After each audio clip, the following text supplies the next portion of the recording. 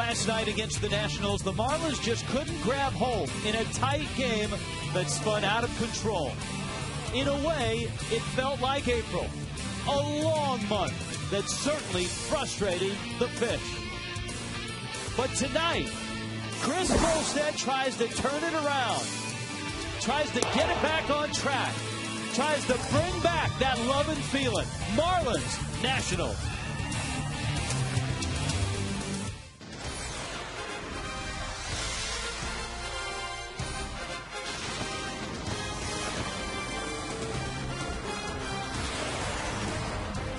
Gorgeous day in South Florida, turning into a beautiful night. University of Miami night tonight at the ballpark. A lot of Hurricanes here. Marlins and Nationals, game 2 of a 3-game series. Hi, everybody. Rich Waltz, along with Tommy Hutton. I know this is a trite saying, but tonight it's all about the W. The Marlins need one, Tommy. I mean, they're struggling right now. In a game last night where they had their chances, couldn't get them, and a hot team, the Nationals, beat them. Last night was a crazy game. The Marlins left 15 men on base. The Nationals struck out 16 times. Not too often you can strike out 16 times and win. The Marlins need to come up with some clutch base hits tonight. One of the nice things about baseball, there's always a game the next day, and you can turn the page on a month just like today. The Marlins go from April yesterday to May today. We go back to April, a little bit of a report card time. Yeah, when you look at the numbers and at the report card, I'll let you peruse those. I'll talk individually about some players. The top 2 hitters, Maven and Coughlin, have 53 strikeouts and 12 walks. That is way too many strikeouts. Not a good enough on-base percentage. The Marlins have made 23 errors. They're last in the league in that department. There has been some good things that have happened. Jorge Cantu has been off to an unbelievable start. He's hit in every game but one. Dan Uggla having the best month of April ever in his career. There's the Coughlin-Maven breakdown. Hard to imagine that Chris Coughlin, who is starting to come out of it, he's got a 5-game hitting streak now. Hard to imagine that he does not have an extra base hit on the season. The Marlins right now have lost 5 out of 6 games. And in the 5 losses, they've scored just 11 runs. So now it's time for everybody kind of to get it going, get hot. I think tonight with UM night, it'll be in a little electric crowd. There'll be a nice crowd base here tonight, so hopefully that'll get them going. Right-handers going in our pitching matchup tonight. Chris Volstead is going for the Fish, and Craig Stammen goes for the Nationals. Yeah, this has been a tough matchup for Volstead in his brief young career, just 4 career starts against the Nationals. Hopefully he can take the game deep, 6th, 7th inning, and the Marlins go up against a guy who's a sinker ball guy, not a hard thrower, and Craig Stammen. All right, and we're going to play a little game tonight. We're trying to shake it up here on the telecast. It's a pick-to-click night. All these guys are involved. You can play along. We're going to find out who picked whom to have a big night tonight on UM night. Gabby Sanchez is a pretty good bet, I would suspect.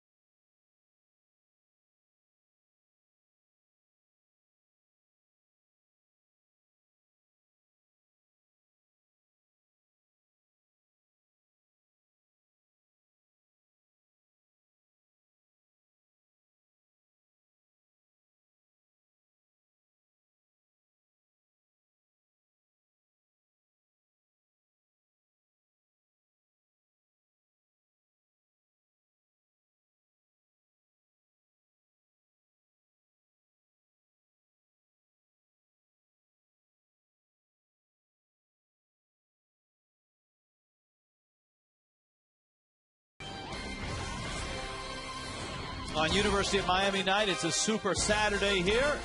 Good crowd expected. The Nationals and the Marlins getting ready for Game 2 of the series. And I guess since it's UM night, we have to start with a Hurricane himself, Frank Fort. Look at the fireworks for you, Frank. Hey, why not, right? And our spiffy UM color shirts here on UM night. Hey, you know what, Jeff Conine, this is kind of like the manager when a team's in a slump, throwing the names in a hat and picking out the batting order that way. Tonight we're going to play pick to click. So maybe you want to explain that. Pick to click is basically someone that you feel is going to be your pick to click that night, which means who's going to have the best night offensively. So we're going to play a little game. All right, so you get a point for a run batted in, and you get a point for every total base. I took Adam Dunn because 10 of his 18 hits this year are for extra bases. So I think that's a good bet. Hut's got Hanley, Cookie's got Hammer, Raul Stryker Jr.'s got Zim, Rich Waltz has Chris Coughlin, Allison Williams has Dan Ugla. That is pick to click. We're going to update you throughout the game, and then after the game, we'll see who has accumulated the most total points, and I suppose I should say this, it's for entertainment purposes only. Of course, Jeff Conine's pick on UM night, the front runner that he is, he picked Gabby Sanchez. And during batting practice with Gabby mic'd up, Jeff talked to him about pick to click.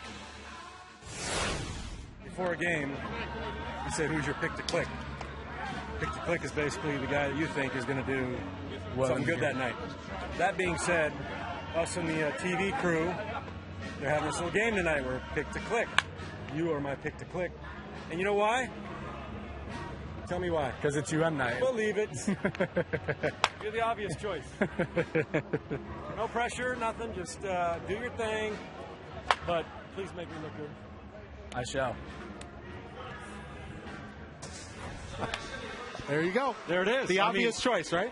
The obvious choice, and I had no idea. We showed that graphic earlier. I'm hitting a bomb last year on UM night. On UM night. All right. I didn't know that beforehand, so I'm feeling a little better about my prediction. Very, very prescient on your part. Let's go down to Allison Williams and get a little more on her choice for the evening. Well, it's not this guy who's blocking my shot here, I'll tell you that much.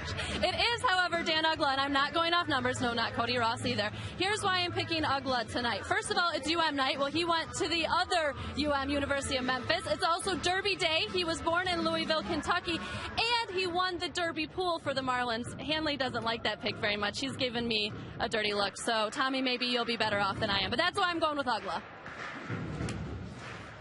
We'll, again, update you during the game and after the game on Marlins Live postgame as to which one of our announcing crew came up as a pick-to-click winner. Well, the Marlins click tonight against Craig Stammen in Game 2. They'll send Chris Volstad to the mound as they try to break a 3-game losing streak. Rich Waltz and Tommy Hutton will have all the action coming up next.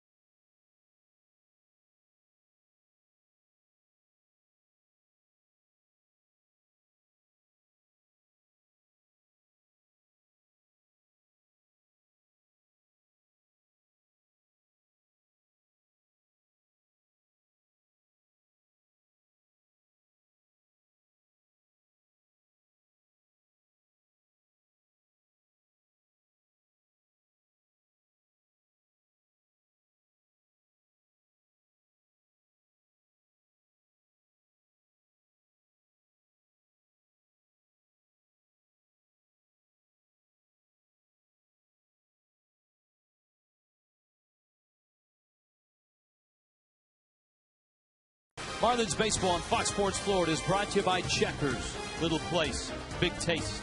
By Geico, 15 minutes could save you 15% or more on car insurance. Visit us at geico.com or call 1-800-947-AUTO. By Toyota, moving forward. And by Corona, kick back, relax with an ice-cold Corona in lime. Enjoy a Corona today or tonight. Gorgeous night here in Miami. Marlins and Nationals. The Nationals are at 13-10, coming off their first winning month since September of '07. Nyjer Morgan caused a ton of havoc last night. Adam Kennedy had 2 big hits. Ryan Zimmerman had 2 big home runs. Adam Dunn, Josh Willingham, Pudge Rodriguez, Christian Guzman, the veterans back in short. Roger Bernardino, the youngster, out in right. Craig Stammen pitches and hits 9th. Now, the other thing, Rich, about that 13-10 starts, the first time this club, the Nationals, has played their first 23 games at a 13-10 clip. So pretty good. Tough matchup for Chris Volstad. Have to really be careful with this leadoff guy, Nyjer Morgan. Morgan takes a fastball up. Morgan last night had a, I don't know if you could call it an infield double, but a tapper that was deflected into shallow center field that he turned into a double with his speed. Yeah, he also made the game-saving catch, robbing Ronnie Paulino of a 3-run extra base hit. That when the Nationals were trying to protect a 4-run lead. Counts 1-2 on the San Francisco Bay Area native. And Volstad with a change that misses outside. Chris, his last time out, not his best start of the season, certainly. Knocked around by the Rockies and Seth Smith in particular. Sanchez to Volstad. Out number 1. Very nicely done. A nice curveball from Chris Volstad. Gabby Sanchez got a tricky hop, stayed with it, and then has the nice big target of Volstad to throw to, covering first base. There's the hop, and here comes the throw. Chris reaches back. A nice play on his part. So well done all around. And Volstad takes aim at Adam Kennedy. Kennedy had 2 hits last night. Last night we talked about some of the veterans that have had a real nice influence on this national team. We singled out Pudge Rodriguez. Talked about Adam Dunn. Kennedy with the swing and a miss. Today Jim Riggleman was talking about Kennedy. He said Adam Kennedy doesn't say boo to anybody. One of the quietest guys he's been around. But when something needs to be said, he says it loud and clear. And he's not afraid to get in somebody's face and tell them that. And you talk to any manager in the big leagues, guys like that are so important on every roster.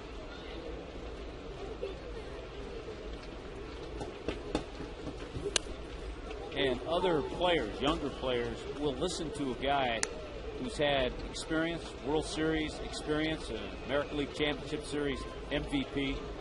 So you be quiet, and then all of a sudden, they know when Adam Kennedy says something that he must mean it. Amen. Here's a 1-2. Big breaking ball and a strike. Hey, the good news right now, we've seen good changeups, curveballs, and sinkers to the first 2 hitters. Here's the defense behind Chris with Coghlan, Maven, and Cody Ross in that outfield. Things the same as they were last night with one exception. Cantu and Sanchez at the corners. And John Baker is behind the plate handling Chris Volstad. Well, in his last start, Volstad couldn't keep Seth Smith in the ballpark. And last night, Ricky Nolasco couldn't keep this man in the ballpark. And both pitches very hittable. That one not a bad pitch. But Zimmerman just a good hitter. And they are happy to have him back in the lineup. We talked about it at the onset of last year. And I think we both agreed. It'd be interesting to see at the end of 2009 what Zimmerman's numbers look like having Adam Dunn in that lineup. And they made a big jump, certainly from 08 to 09. But a nice clean inning for Volstad starts our evening.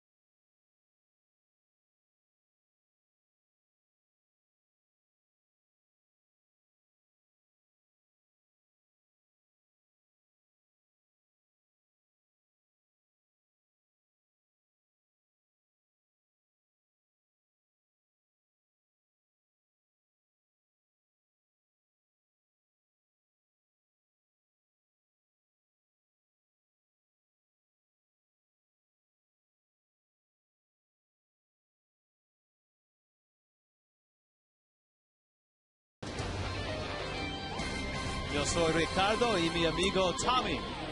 And here come the fish. Marlins lead it off with Cameron Maben. Chris Conklin is in left field. Hanley is at short. Jorge Cantu is at third base. Dan Uggla's at second. John Baker doing the catching. Cody Ross in right. Gabby Sanchez at first, and Chris Volstad hits ninth. Not a whole lot of experience, but Craig Stammen, who last year split time in AAA and with the Nationals. Out of the University of Dayton, we talked about a guy who will use that sinker. When he's on, he's a ground ball pitcher. Maben, Coughlin, and Hanley.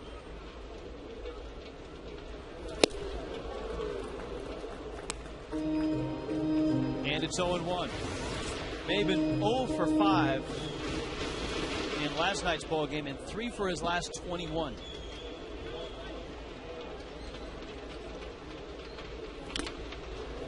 And he fouls that breaking ball back, and quickly it's 0-2. Yeah, just 2 for 17 on the homestand, and that's one of the areas that has given the Marlins difficulty. The top two hitters have just not gotten on with regularity to set things up to the middle part of the lineup.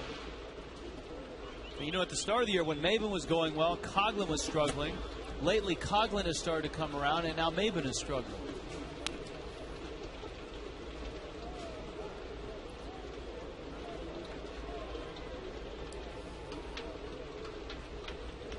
Stammen at 26. Versailles, Ohio is his hometown, and he punches out Cameron Maben. Good slider, 31st strikeout of the year for Cameron Maben. Here's the defense for the Nationals tonight with the hammer. Josh Willingham, Nigel Morgan, what a play last night. Roger Bernardino in right. Zimmerman, Guzman. Christian Guzman starts tonight at short. Kennedy and Dunn. And Pudge behind the plate. I think when you think about it, Rich, and really it comes down to neither Cameron Maben nor Chris Coughlin are pure number one hitters, leadoff hitters. Now, Cogs last year was just on fire in the second half, and his on-base percentage was so great, but not a base stealer. And you don't really have that pure number one hitter. There's a strike once again tonight. We have our center field view from a true center field. I think one of the things I learned last night watching from this view, Tommy, is that the strike zone is a lot bigger, or seems a lot bigger from this view. And that's because when you're off to the side on an off-center set, you're viewing the strike zone from a more narrow corridor. Here, when it's straight on, it opens up for you.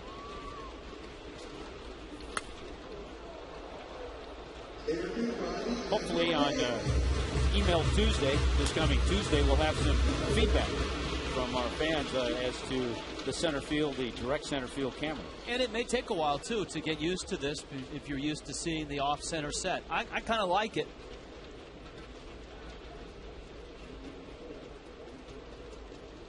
Two coming to Coughlin. Chris hits a one-hopper that Guzman has. Flips on over to Dunn. So Coughlin hit it well, and you could really see that in the last week his bat is in the strike zone a little longer. He's starting to hit the ball on the nose a little more. Stayed on top of that pitch. That pitch was up a little bit, stayed on top, stung it nicely, unfortunately, right to Guzman in short.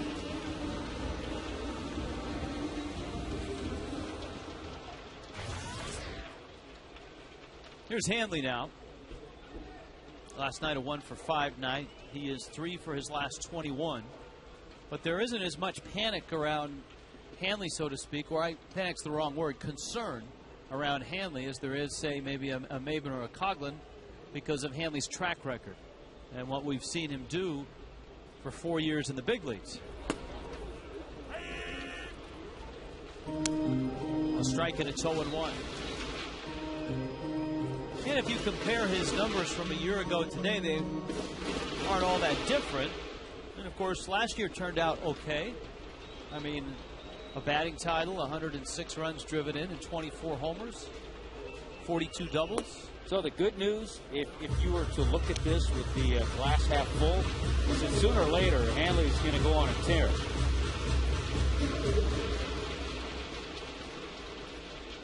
Those are his full season numbers last year.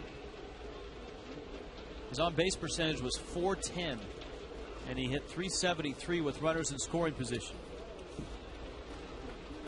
And Stammen bounces one up there. It's 2-1. Stammen actually has pitched well his last 2 starts. His ERA is over 6. But his last start, he gave up just 3 runs in 7 innings against the Dodgers.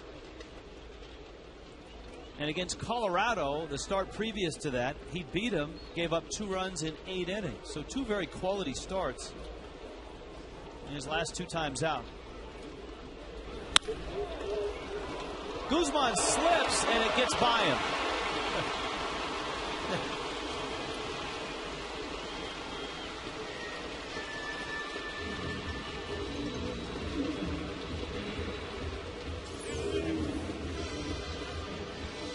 You be the judge.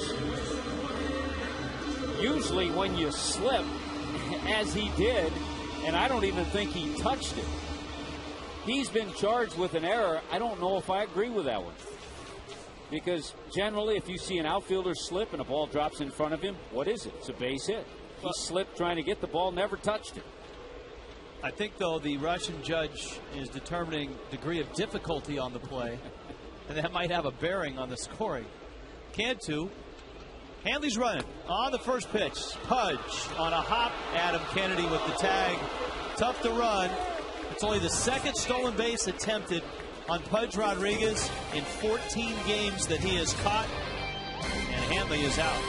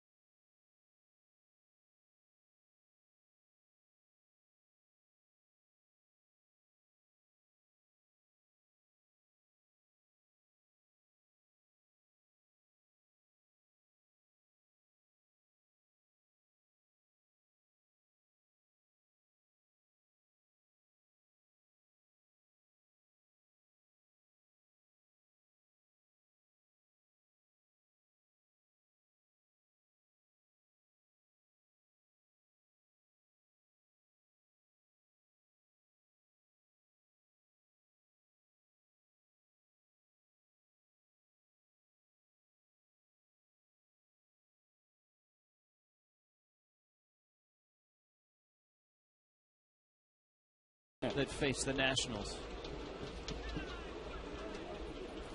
Dunn, of course, the big man from Texas, was a high school quarterback, New Cantu, Texas. Recruited to play at. He was highly recruited, wasn't he?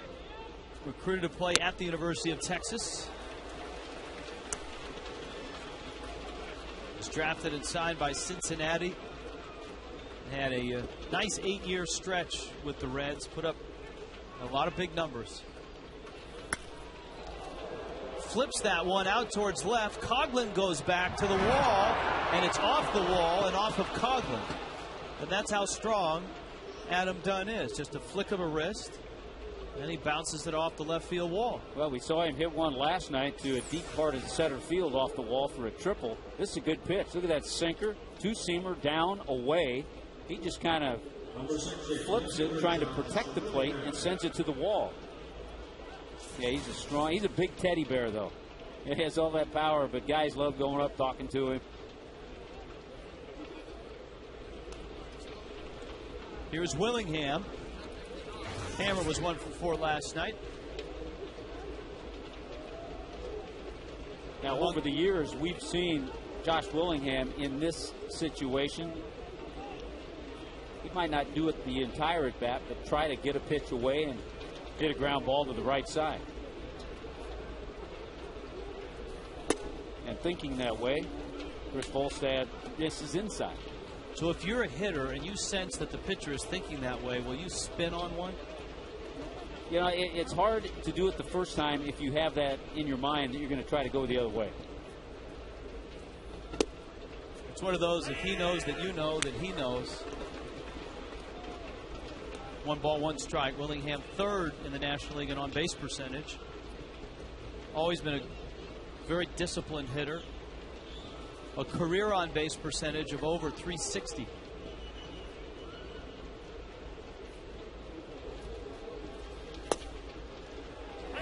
There's a strike. And we told you last night the middle part of this lineup is tough with Zimmerman and Dunn and Willingham and Pudge Rodriguez. And you can think about it more, the fact that Dunn and Willingham are such high on-base percentage guys, make you pitch.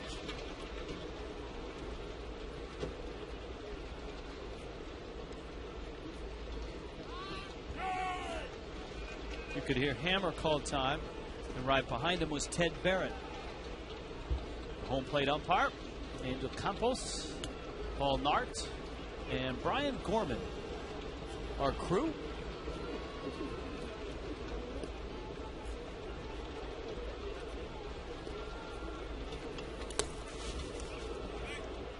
Baker smothers it. Dunn still out at second base. The Washington Nationals, certainly a surprise team in the National League. The Marlins have seen 2 teams back-to-back that have opened a lot of eyes.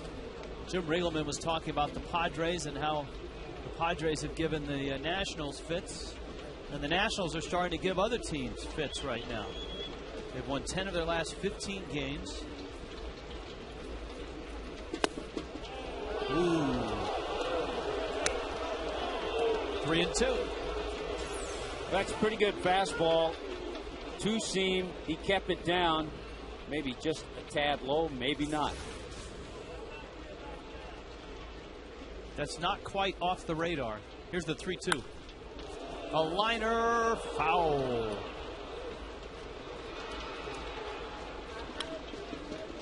And the count stays at 3-2.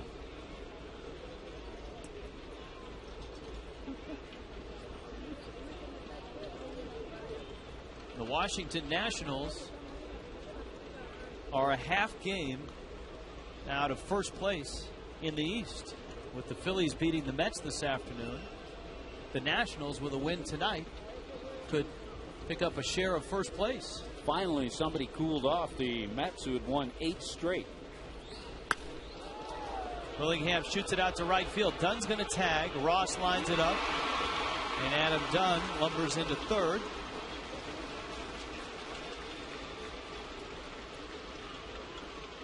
There's one out.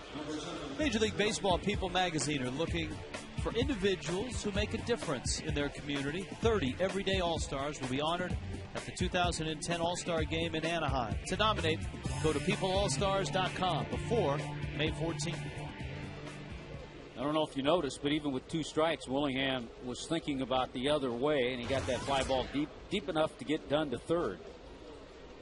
So you had a professional at bat by Willingham, and now you got a professional hitter here in Pudge Rodriguez, who has been there, done that, knows the routine, and is certainly looking with the infield back for something he could just put in play up the middle. And By the way, talking about the Mets losing today, losing to the Phillies, it took a complete game by Roy Halladay to shut him down. Pudge puts it in the air. This will get the job done. Ross is back, shy of the track, makes the catch. And the Nationals construct a run. A double and a couple of fly balls. That's when you're a hitter, you want to go in. The first guy you want to thank is Josh Willingham for the job that he did. That's right. It makes that a lot better situation to hit in with the infield back and less than 2 out.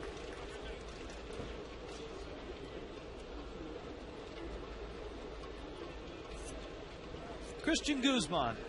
Didn't see him last night. He and Desmond got the start at shortstop. But Guzman's still a part of this team, albeit an expensive part of this team, an $8 million salary and a reduced role with Desmond, the shortstop of the future, so to speak, or at least the present. Ugla backing up, hesitated, and just got him. Nationals get the first run of the night.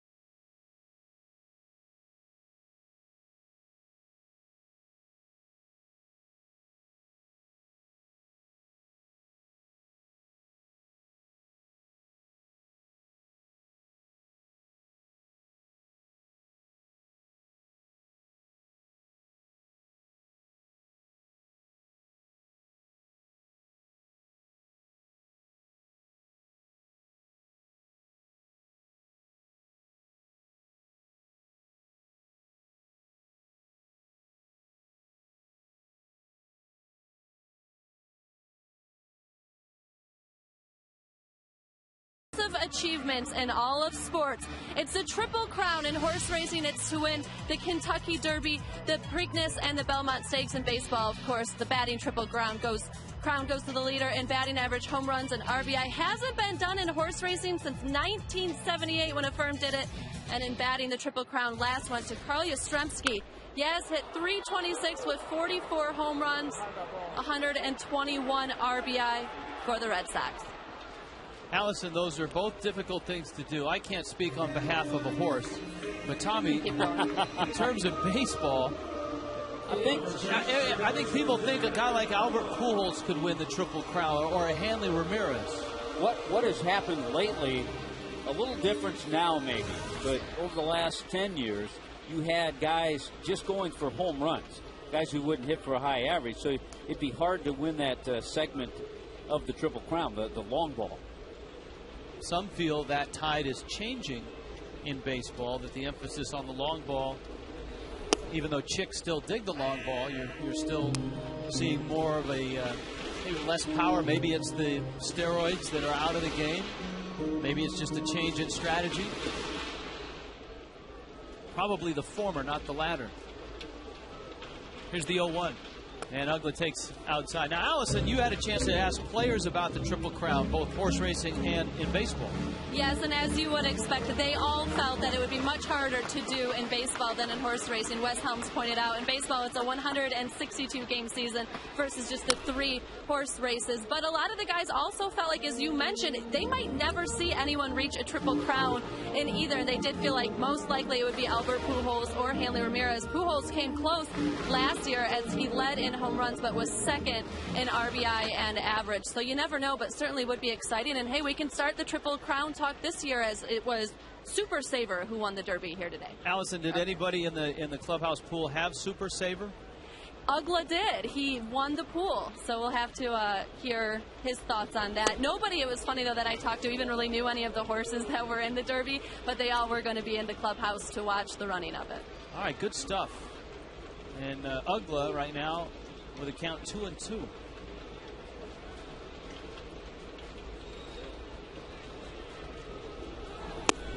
Check swing. Did he go? No.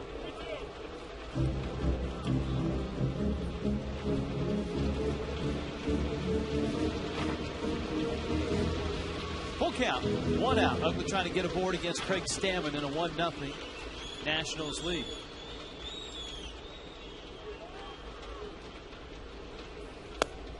And that pitch is outside. Tommy, I need to make a correction.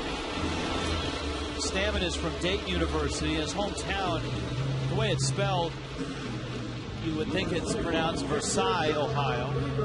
But I just got a text from Nancy Olson, who grew up 20 miles from what she says is Versailles, Ohio. And Nancy would know. Yeah, and I suspect. I wonder if Nancy knows that Stammen is the all-time strikeout leader at the University of Dayton.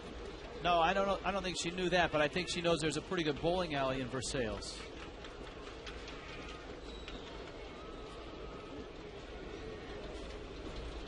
Ugla's aboard. Baker's at the plate.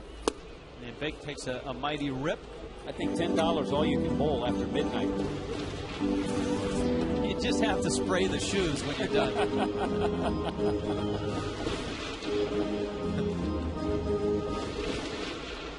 Baker, then Ross.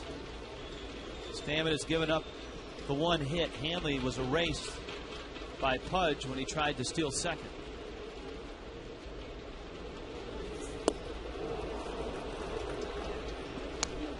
Oh, 2. Ronnie Paulino got the start last night. Paulino not only had a couple of hits, but he hit that ball in the gap that Morgan stole from him. Stole a hit, stole 3 RBIs. That can't be a good feeling. Baker, little emergency swing, and a base hit. In case of emergency, break glass, and that's the swing you get. Pull the string on the parachute, let it come out, and then just flip it into center field. And there it is. That's a good feeling. And all of a sudden, with 1 down, runners at first and second. And it shows, too, as a hitter. I'll bet you this is running through Baker's mind right now. The first 2 pitches, he tried to yank to right field. And the next pitch is on the outside black, and all he does is flip it up the middle, and he's got himself a hit. Nothing Stammen could do. He made a great pitch. Now Cody Ross.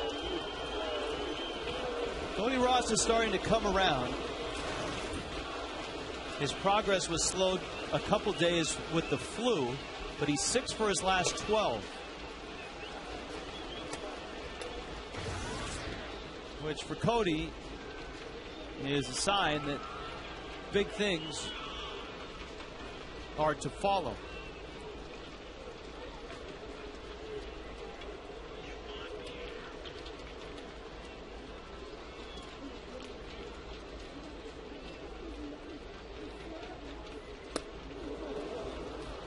Went after the breaking ball.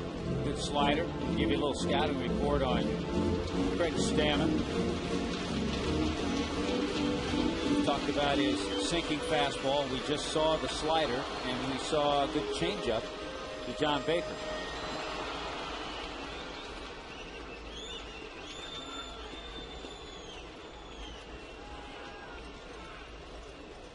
Ugla and Bake out on the bases. Breaking ball misses low. It's 2-1. By the way, in case some of our fans might be wondering, we showed you the last Triple Crown. It was in the American League. The last National League Triple Crown. This is amazing. 1937, Joe Medwick.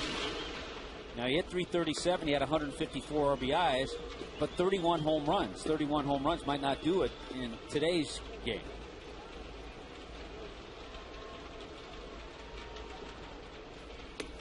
How close did Frank Robinson come to winning a Triple Crown?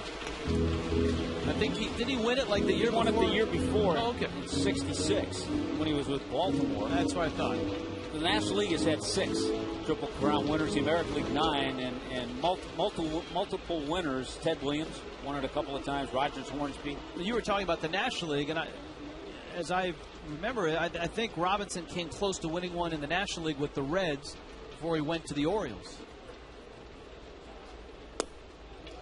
Ooh, a strike.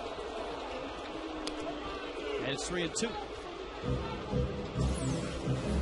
Fox Track says strike.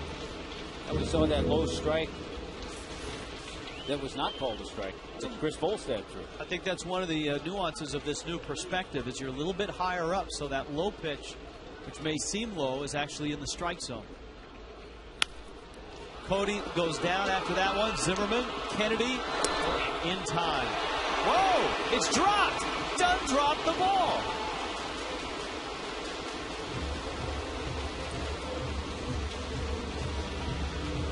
There's something you don't see much. Well, we talked about last year how Adam Dunn kind of went back and forth from the outfield to first base. He worked on his defense in spring. He's getting better, but he's still a below average first baseman. So now an opportunity for the Marlins with UM hitter Gabby Sanchez coming up to take advantage of the error.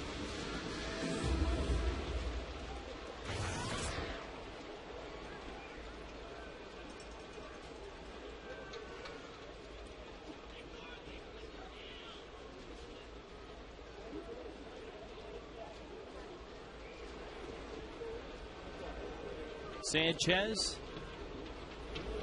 takes one in the dirt. Now, if you want to flash back last year on UM night, what a special feeling. First career home run. He is technically a rookie this year.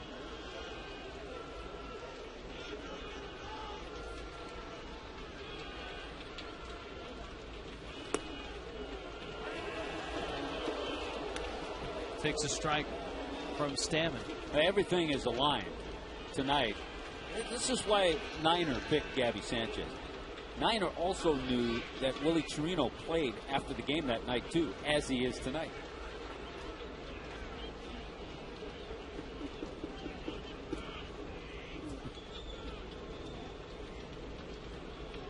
Here's the 1-1. Hits it hard. Zimmerman goes the short way. He is a Gold Glover at third base. Ryan Zimmerman stealing a hit from Gabby Sanchez. 1-0 Nationals.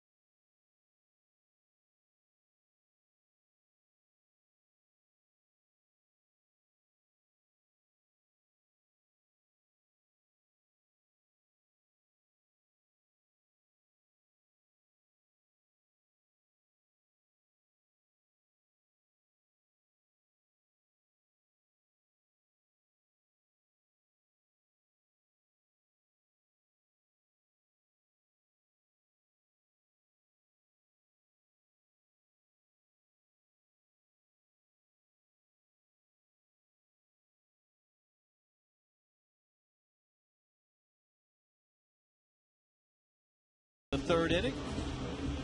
Chris Volstad getting ready to go to work. Replay fueled by Gatorade returns with an all-new season. High school teammates reunite 11 years later in Hockeytown. Follow the journey of Central Catholic versus Trenton. Replay the series.com.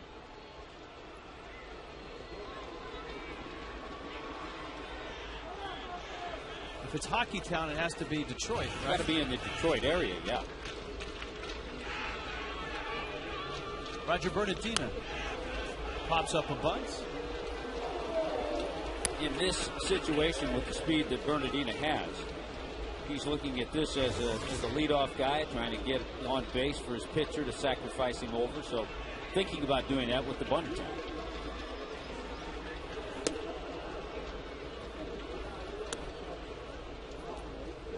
One ball, one strike. Bernardina in the 8th spot. Then you've got Stammen and Niger Morgan.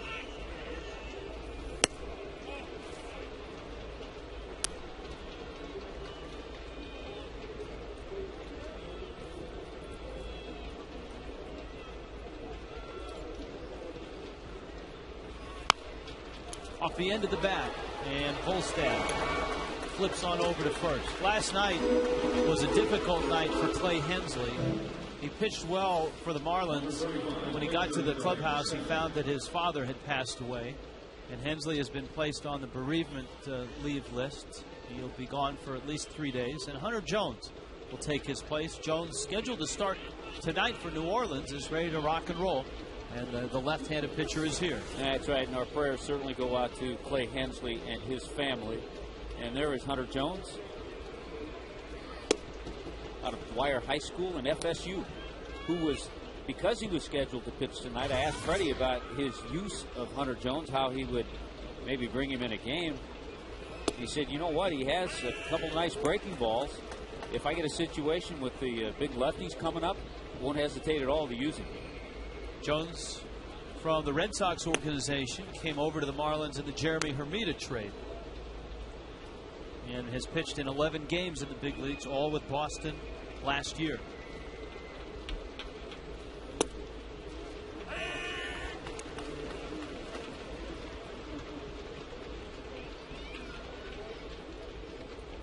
Stammen banged out a couple of hits in his last start.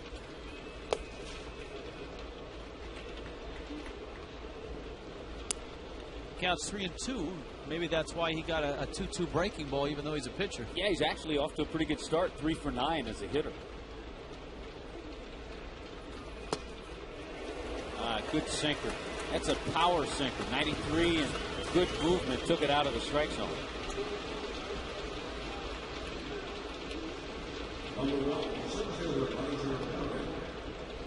Here comes Niger Morgan. I hope you were around to hear the post-game interview last night. Frank Fort and Niger Morgan. What an entertaining young man.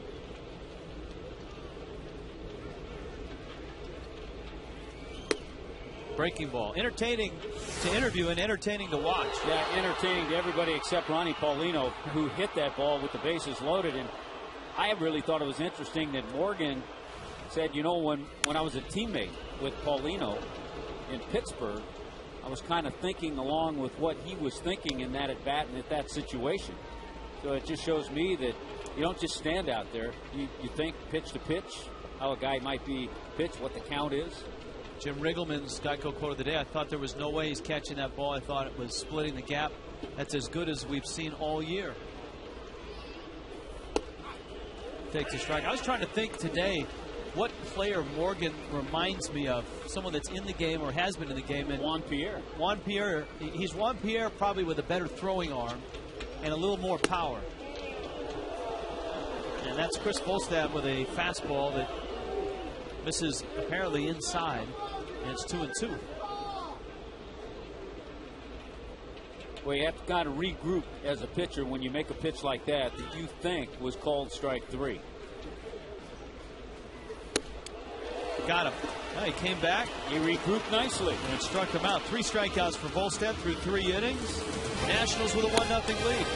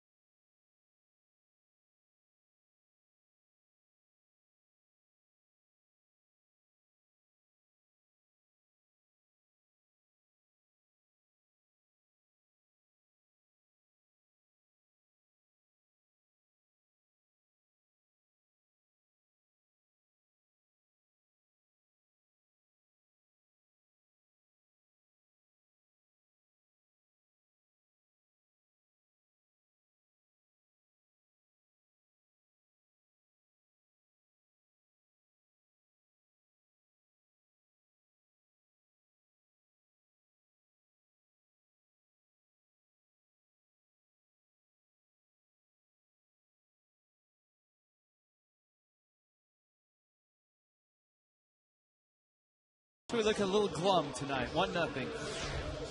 Look at that. He gets all the chicks. All right, the pick to click. We're doing this tonight just to shake things up. Everybody got to pick one player, either team. First guy in got to go for the player that they wanted. Allison's got 1 point with Dan Ugla. And, of course, Adam Dunn with his double. Volstad at the plate. Allison is a UM grad. Frank Fort is actually a Syracuse grad. I called him a UM guy, and he is a UM guy, so to speak. But also proud of his Syracuse roots. Syracuse diploma. Well, Rich, it's an easy conclusion to come to. How come, Frank? There's a liner into right field and a base hit for Volstad. Well, for this reason, Rich, I did play-by-play for football and baseball for 10 years on Fox Sports Florida, or previously Sports Channel. I also did their coaches shows, baseball, football, and basketball for a dozen years. So I had a long association with the athletic program there, and still do some basketball games in the winter. So easy conclusion to make. And Frank, easy colors to transition, too.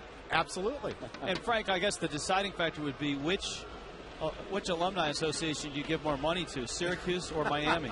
I refuse to answer on the grounds I might incriminate myself.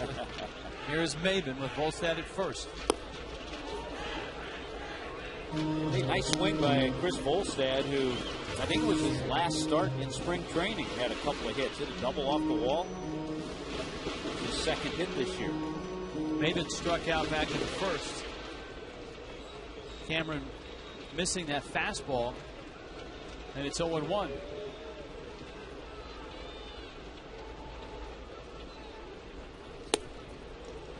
And no doubt when anybody gets to first base, it's 0-2 on Maben. Dave Collins makes sure to remind them, don't get picked off. Pudge is behind home plate. He can throw you out standing on his head. They see how big Adam Dunn is. Chris Volstad, 6'8".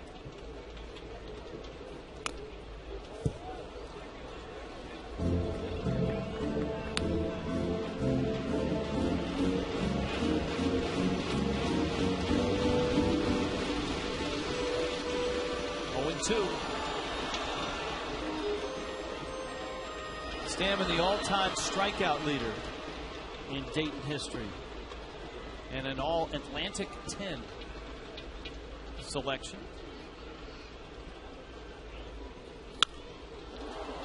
Maben pops it up. Guzman's out. Late break by Willingham.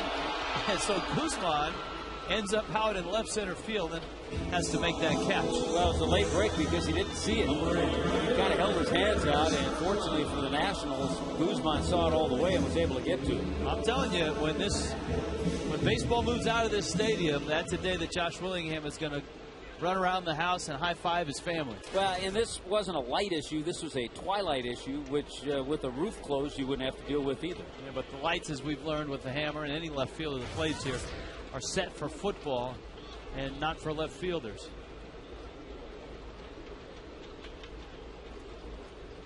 Coughlin takes a strike. Chris hit a sharp one hopper that Guzman fielded at shortstop back in the first. A two-hit night last night.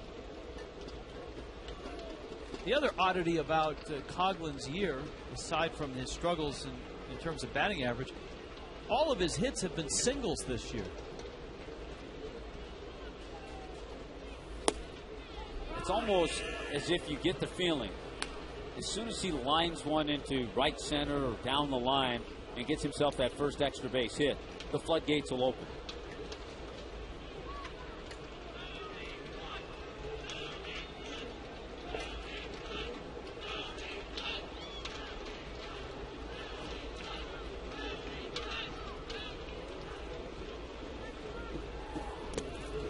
Ball in the dirt.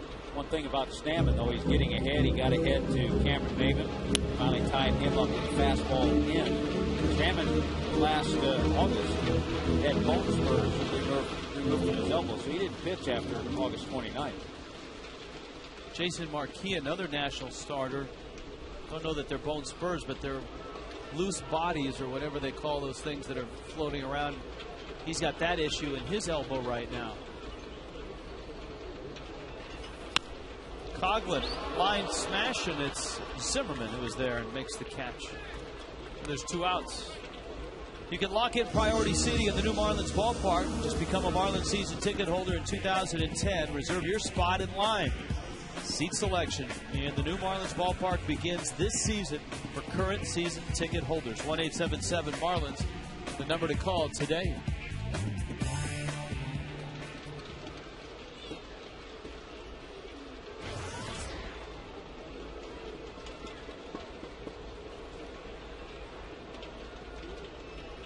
Hanley hit the ground ball that Guzman lost his footing on. Never touched and was charged with an error.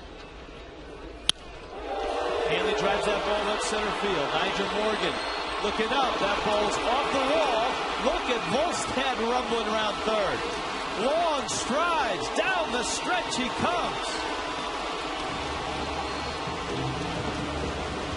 Scoring from first on a double as Chris Volstad. Hanley ties this game. That's one of the longest doubles you're going to see. A lot of ballparks, that is a home run.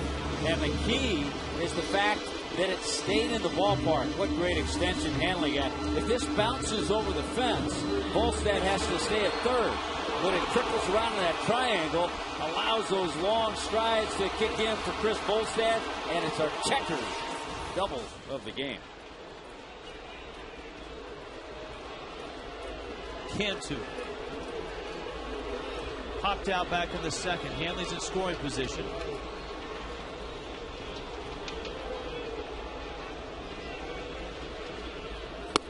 Cantu continued to lead the National League in RBIs going into play today. Did so with an RBI last night. This is game number 24 for the Marlins. Cantu has hit in 22 of 23.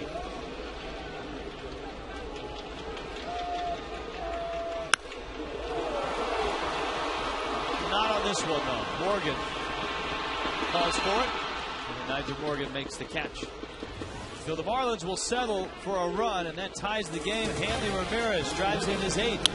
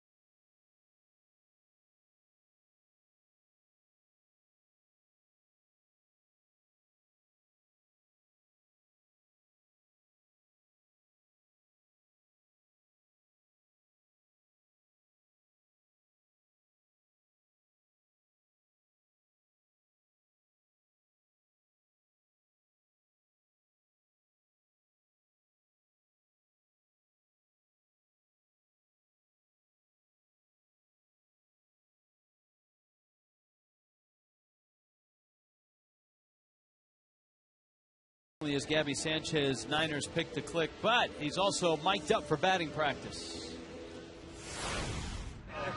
Miami boy mic'd up for the Miami night, huh? Absolutely. Yesterday was dog day. Today's like old dog day. You call it Miami Day, Old Dog Day? No, dude. Look at the music they're playing right now. Awesome. I saw you without your shirt on. Hey. Hey, that's a $1,000 fine. I need that. That's Cameron Maven from batting practice to center field. Just like that, Adam Kennedy Pops out. Chris Volstad.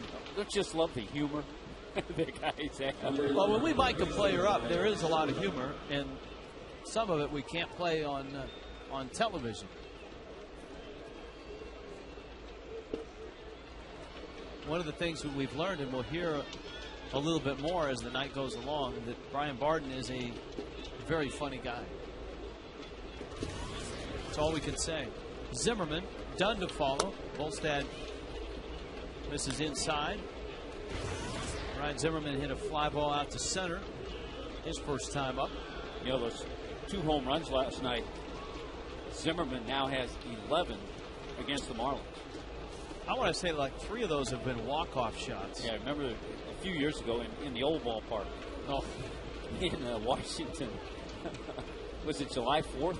Every holiday that the Marlins played in Washington, Zimmerman seemed to have a walk-off hit. I think he had a Mother's Day walk-off hit, 2 Father's Day walk-off hits, 2 Independence Day, and then remember opening day of the new ballpark. And this wasn't against the Marlins, but he homered, I believe, against the Braves for a walk-off win. Well, good thing a few more days for Cinco de Mayo. They'll be out of town.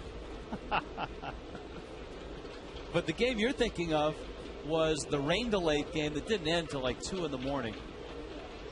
And Zimmerman walked off, I believe, with a grand slam or something to that effect. Over Volstad. Hanley's not going to get him. Zimmerman with a sore hamstring beats it out. Trivia question tonight brought to you by AT&T. Let's see if the cool phone is here again tonight. Flip it. There it is. Who has the most multi-home run games against the Marlins? So that's career multi-home run games against the Marlins. Wow. Zimmerman would be a good choice. But I have to start leaning toward Philadelphia. Oh, really? How about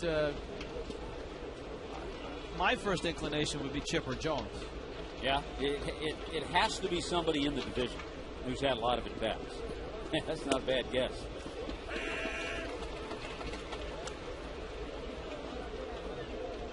How about Matt Diaz? The hint we've been given from the truck is that the answer has had 2 multi-homer games against Chris Volstad. So he's a current player.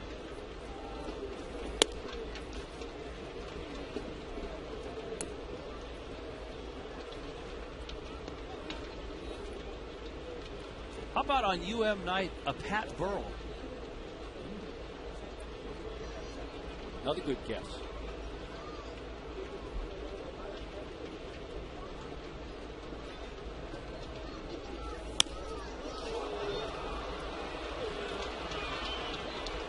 Ross is over, and he makes the catch. Zimmerman back to first, and Josh Willingham comes up.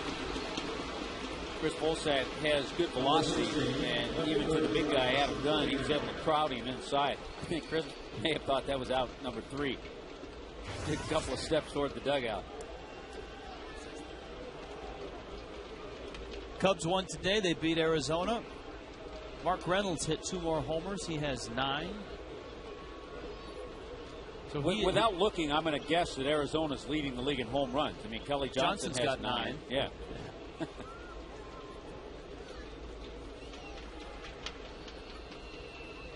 Willingham is 0 for 1. One thing you notice about this camera angle from center field is that when you got a 6'8", 6'9" guy on the mound, he does block the catcher's sign. Well, last night, we had the pitcher on the first base side so we could see a little bit better. And yes, I look quickly. Yes, Arizona leads the league in home runs. See, but look at Volstad now. He leans over. When he's from the stretch, you get a good look at the catcher and the sign. Fly ball corner. Ross. And Cody makes the catch. 1-1.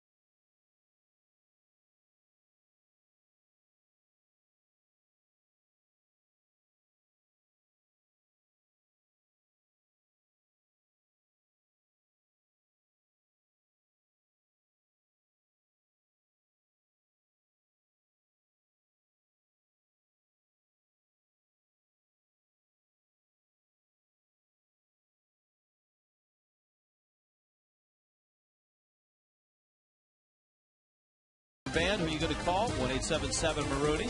By Tobacco Free Florida. Escape the addiction of tobacco. Be free. Visit FloridaQuitline.com. And by AT&T, find out what's possible with the nation's fastest 3G network. AT&T. Rethink possible.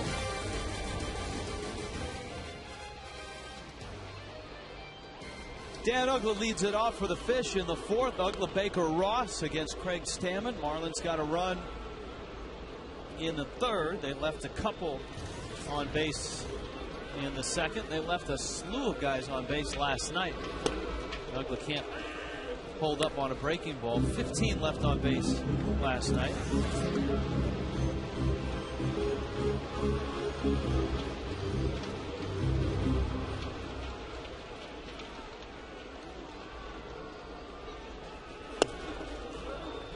Stammen catches the corner. Quickly, it's 0-2. Well, it's an area certainly that's been a struggle. 1 for 8 runners in scoring position last night. Searching for that key hit.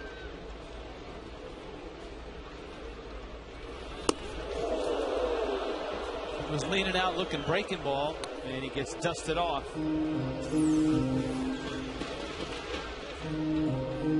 Let's see if he stays inside or if he goes away with a slider after that pitch.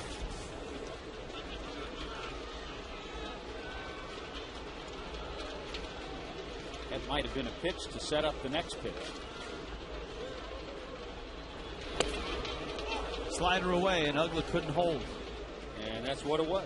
We check in with Frank Ford. Frank? All right, guys, thanks very much. We've talked in this series about Washington's improved defense, and you got to have D up the middle, and it starts behind the plate. Take a look at some of the numbers, and is this the Pudge effect on the Nationals? Nationals catchers last year, worst fielding percentage for catchers, made the second most number of catcher errors. Look at the wild pitches, 74 wild pitches committed. Now, some of that was pitchers, but Pudge has certainly helped improve upon those areas this year. And Jim Riggleman said the running game, Hanley's attempt in the first inning when he was thrown out, only the 10th attempted steal against Washington this year. Riggleman said he notices teams' reluctance to run when Pudge is behind the plate. You add that in with a guy like Ian Desmond, Adam Kennedy, and of course Nigel Morgan in center field. The defense up the middle much stronger, and I think it starts with Pudge behind the plate. Guys? And Frank, just 2 of those stolen base attempts have come when Pudge has been behind the plate. Yeah, and I think it's amazing, 38 years old, and he still has that quickness. That's what he's always had. He has the whole package, the quickness, and then the strong throwing arm. Pudge would like to catch about 120 games this year. Talking to Jim Riggleman, he said that I think the Nationals are trying to come in around 100 games, but if he keeps hitting the way he's hitting, he's over 400, it's going to be hard to say no to him. And everyone's aware that he's creeping up on 3,000 hits. He's probably going to have to play 2, maybe 3 seasons to get there. And I guess the decision for Pudge is, do you want to wear yourself out trying to get to 3,000 in 2 seasons? Or do you want to kind of take it easy and stay healthy and be productive and get there in 3 years? Kind of interesting. Another catcher and a Hall of Famer that was also named Pudge, Carlton Fisk. He kind of strung it out the last few years of his career to reach some milestone numbers. You would expect to see Pudge hang around and do that too, but he's not hanging around. No. He's contributing. Yeah.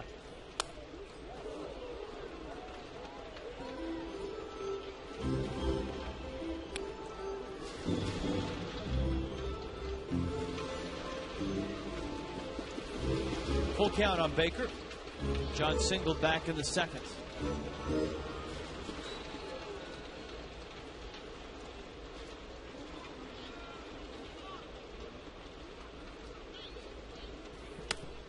Looks like the Braves are back on their feet. They won last night and they won today. 10-1. They beat Houston. Jason Hayward hit another home run, his 7th. Yeah, he's back on track too.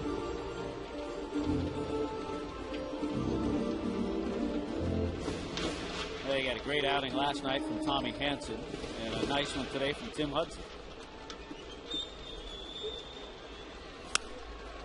Baker down the left field line.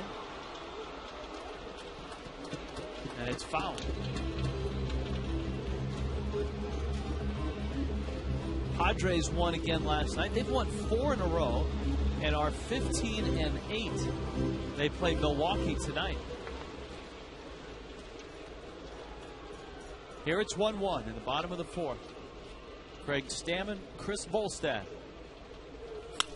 Oh, Bank again. Right up the middle. Both of his hits have been there. And he's 2 for 2. Well, he just stayed back so well during that bat, fouled a couple of pitches down the left field line, and then got one a little better to hit because he had been staying back. He was able to drill it into center field.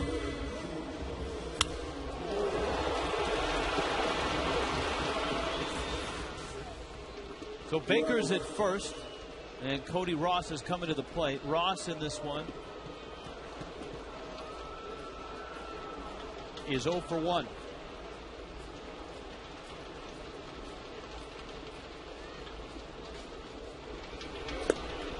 By the way, the pitching matchups have been announced for the Giants series.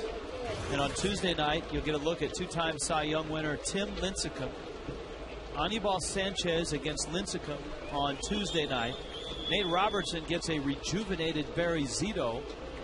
And Ricky Nolasco faces Matt Cain. Cain pitched today and beat Colorado 6-1. Yeah, he gave up 1 hit in 8 innings. And if those guys don't beat you, Jonathan Sanchez or Todd Wellemeyer will. So that's the meat of their rotation with Lincecum, Zito, and Cain.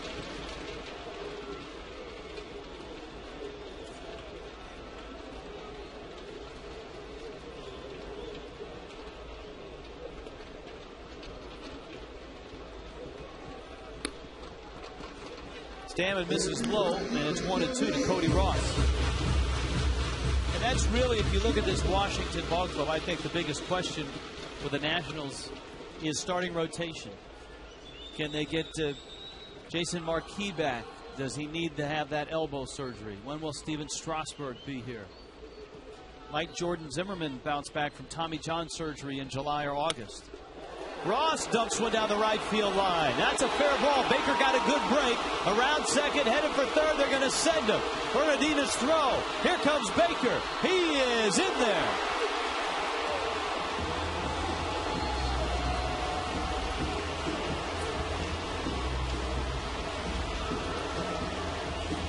Well, what a nice swing by Cody Ross. He had 2 strikes. He's just trying to stay alive. This is a good pitch. Might be a ball. Hits it off the end of the bat and drives in that corner. And you're right about the jump that Bake got.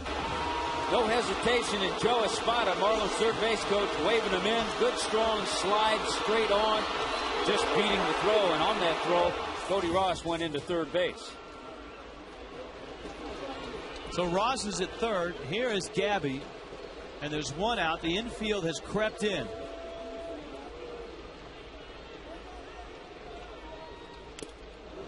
One fouled at the plate.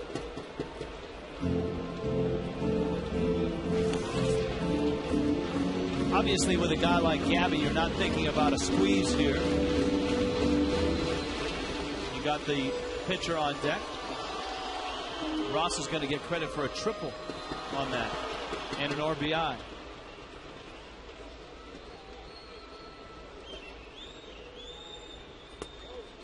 Speaking of squeezes, I was watching a game last night, Texas and Seattle, extra innings. Seattle tried to squeeze home the winning run, and Eric Burns squared to bunt and then pulled back and took the pitch. Matt Traynor was the catcher. He knocked it down and ended up tagging out Ichiro as he slid across the plate. Gabby goes around, and it's 1-2. Texas ended up winning that game late last night and won again today. That game last night featured a terrific pitching matchup, the debut of Cliff Lee. Yeah, he went 7 shutout innings, gave up 3 hits, no walks, 8 strikeouts, and right-hander Colby Lewis of Texas went 9 shutout innings. That 10 strikeouts. Gabby just trying to drive in a run here. The infield's in. He's been good in these spots. Ross is at third. Look how far Pudge is outside. Gabby drives it to center field. Morgan, a good break, makes the catch. And Ross has to go back to third. The throw is offline. Comes to the screen. Here comes Cody. Here's the throw. He scores. Pudge might be hurt. Cody might be hurt. Boy, what a crazy play. A sinking liner. Morgan got a good break, but made an awful throw. And then all heck broke loose. Well, number one, good to see Cody come off and look like he's fine. Not a good sign to see Pudge. It's a great catch. And because of that, Cody Ross didn't tag because of how shallow Morgan was. And then his throw was horrible. Pudge couldn't get it. Home plate was vacated. And Cody quickly was able to score.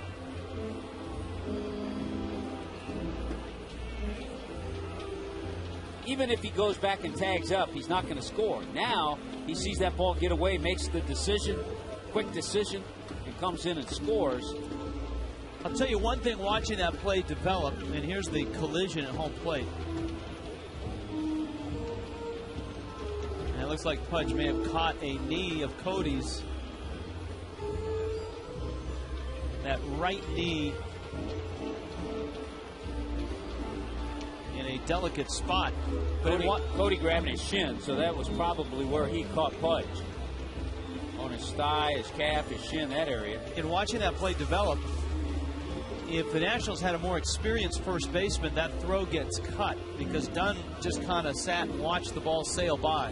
If you go over as the cutoff man, either a third baseman or first baseman, and you realize that throw is way offline, you have to do anything you can to cut it off. And again, Dunn's still learning all those cutoff moves. For the most part, he's been an outfielder. And it's Morgan who's going to get the error. Pudge is trying to stay in this ball game. Ross limping around the dugout.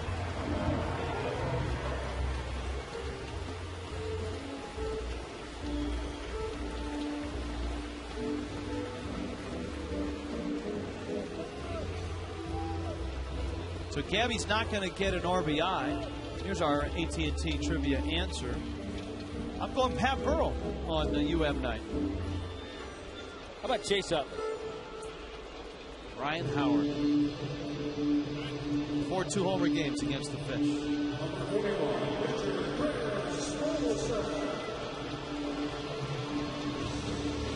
So F8, E8. But a 3-1 ball game. Yeah, good news, bad news for Nigel Morgan. Good catch, bad throw.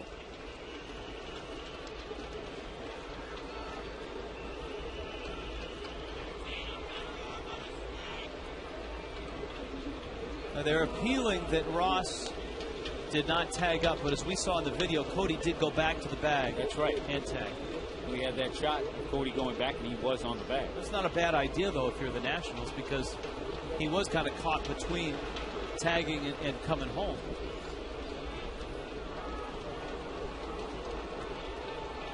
How about 2 balls? Gabby Sanchez has hit tonight. Hit that hard shot to third. Zimmerman turned into a fielder's choice and then just lined out to center.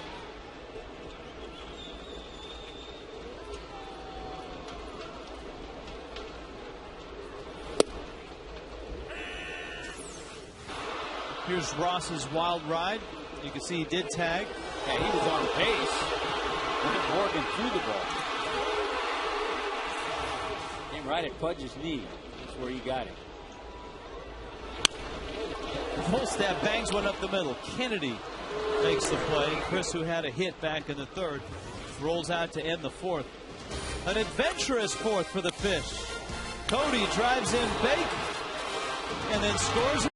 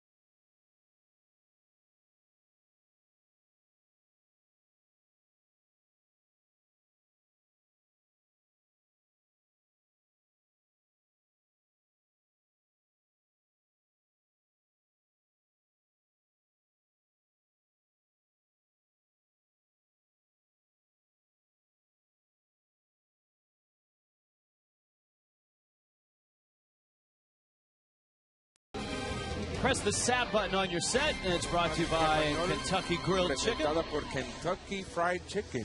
O There they Kentucky are. Grilled. Y tenemos a Rich y Tommy con nosotros saludándonos. ¿Cómo están, mi gente? ¿Cómo Bien, están? bien, ¿y tú? Yo, excelente. Y ahora que están ganando los Marlins, mejor todavía. Hey, Cookie, su amigo. No, we're just happy that the Marlins are ahead now, 3-1. And Nice, you know what? Nice aggressiveness tonight. Definitely. They're swinging, they're taking good cuts, and they're also having good at-bats. They're not trying to do too much. That hit to right from Cody, he just went with a good pitch to the other side. Baker going up the middle. That's what we want to see instead of these home run swings all the time. Here's Pudge Rodriguez, who seems to be okay, and he can hang in there. Ooh. Volstad Batazo duro a spears it. primera. El out. All right, guys, now remember before the ball game, and no money changed hands, by the way, for this pick to click. Thank God. Hut, you had Hanley, and so you're at 3. Frank has got 2. Allison's got 1. Raul, you've got Zimmerman. Zippo. I found out later, after my pick, that Hanley was 4 for 5 against Stammen, the pitcher tonight. See, I thought I was just told total bases, so I figured,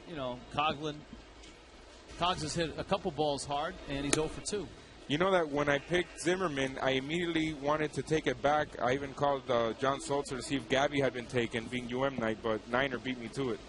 Yeah, it was the first guy, the fastest text that got to the production truck. Got first pick. Niner always thinking was texting in the morning, actually, with that pick. That was a good pick. Did anybody pick Ibis? I don't think Sebastian? so. Have you seen Sebastian? I haven't seen him. We just did. I think he just arrived. Roletazo segunda para el out. 2 outs rápidos. Guzman rolls out. Look at Sebastian. There he is. And that's not Billy. That's a little Billy, right? That's a faux Billy. That's right. Well, Billy made the top 10 in the Forbes most favorite mascots. Billy was number 8. Who else was on that list? Any of the mascots that you don't want to know. You don't want to know who was 3rd. As long as Dinger didn't make the top 10, we're okay. All right, guys, have a good show tonight. Thanks, fellas. You too. All right. See, the Spanish language listeners must think we're absolutely nuts. I mean, we come over and talk to Cookie and Raul, and we end up talking about Dinger and Sebastian and mascots. Or chicken. Or chicken. Like the chicken? Well, the chicken was the number 1. Oh, but chicken over there. Most favorite mascot. The bucket. No, the bucket, yeah. And I know you and I would go for the grilled. Absolutely.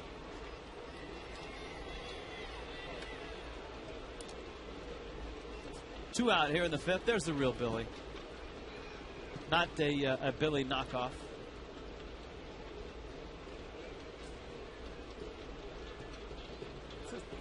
Some guys get all the... Everybody loves Billy. Oh.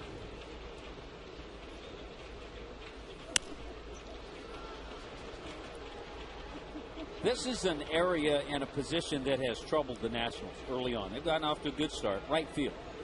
And Bernardina was tearing it up in AAA, so they called him up. But they've been flip-flopping Maxwell and different guys. And that right now, that's a position that they would like to see somebody really take over and take charge.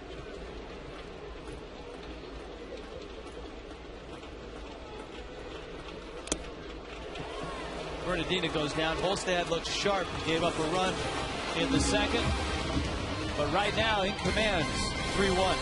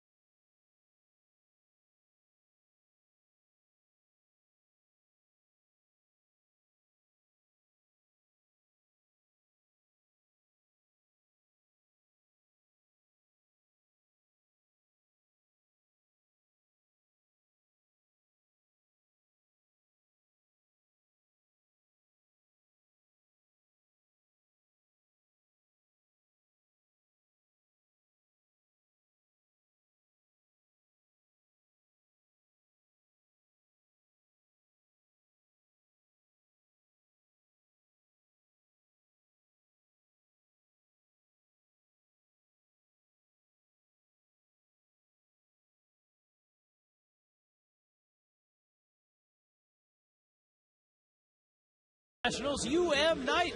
Gabby is all mic'd up. This is Wes Helms, the craziest guy on the team. Practice like you play. You're not going to throw curveballs. Green hat up. Thank you, Wes. He's just jealous because he didn't say I love Wes. You all right? Gabby Sanchez mic'd up tonight. The Marlins a 3-1 lead.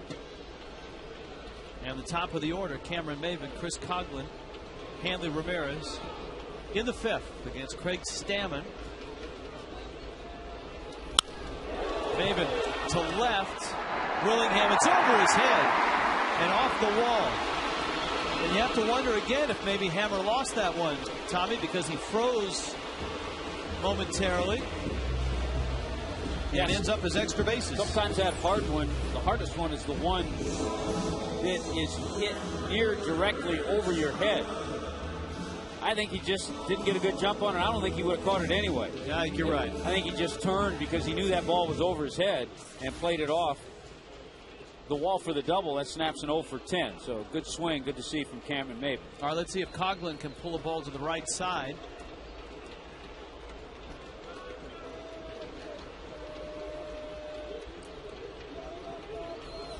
Going to try to bunt one to the right side, and he fouls it back. You know, that's not a bad idea. No, that's not. With Adam Dunn being a first baseman and forcing Dunn to make that decision, either a pick and a flip to the pitcher or have to get it himself. If you get it on the ground out in his direction, make him move for the ball, you've at least done the job getting Maven over, and you might get a base hit.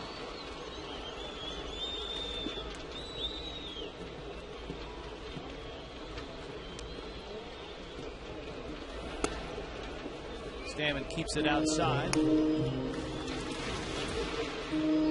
So the two guys that were involved in that home plate collision have stayed in the game, Cody and Pudge.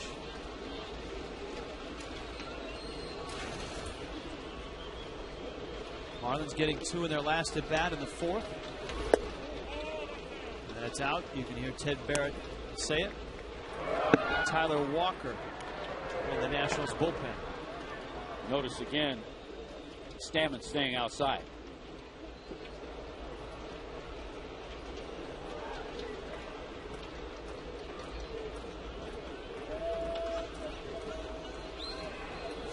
That one ends up at center field. My goodness.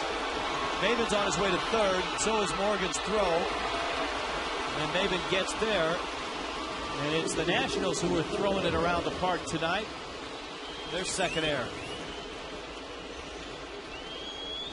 Pitchers fielding practice, you see it all spring training, and then you see a few of these during the season. Alertly, Cameron picks up the ball. That's a key for the runner to see where the ball is. And then knowing the arm of Nigel Morgan, was able to get to 3rd.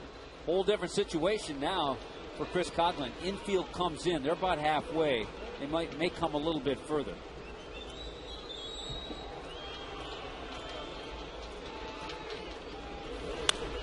Coghlan fouls it back. Actually, their 3rd error. Remember, the ball Dunn dropped. So Dunn dropped to throw it first. Morgan was charged with an error on that wild play at the plate. And Stammen just threw one into center field. This is an interesting at bat because you're thinking changes from situation to situation. With runner on second, you're trying to think about getting Maven to 3rd. Now he's at 3rd with less than 2 out. You're thinking about getting him in. The infield has crept in a 2-run game.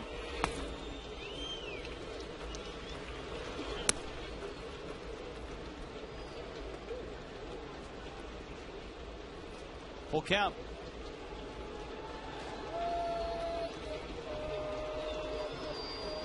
An add-on run 90 feet away with nobody out in the 5th.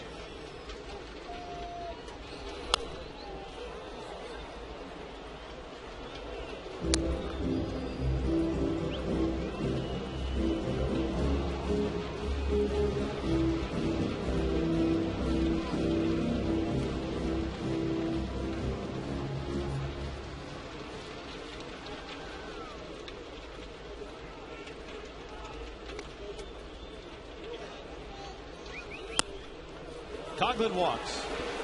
We check in with Allison. Allison? Thank you very much, guys. I am here with University of Miami Vice President, we'll stand up here, Executive Vice President and Provost Tom LeBlanc, and I'm sure with your busy schedule, it's nice to finally get out to the ballpark here. It's great to be here for Marlins baseball and be interviewed by a UM graduate. Very proud UM grad, as I said earlier. Had a lot of good times at that university, but we won't go into that. Let's instead talk a little bit about UM Family Night here tonight, the 5th annual, and it's really remarkable. Over 18,000 tickets sold, and a lot of that money is going to scholarships. This is a great way for us to say thank you to our employees. They can come out with their family, enjoy the day. The Marlins really roll out the red carpet for us and make it a great event. And to top it all off, it raises money for scholarships in the School of Education and the School of Communication. A UM member of the University of Miami family on the field as well, Gabby Sanchez, and I know you got a chance to meet with him earlier. This is my first chance to meet with him, and we talked about him coming back and finishing up and graduating when he's done playing baseball. So we're looking forward to making him a UM graduate.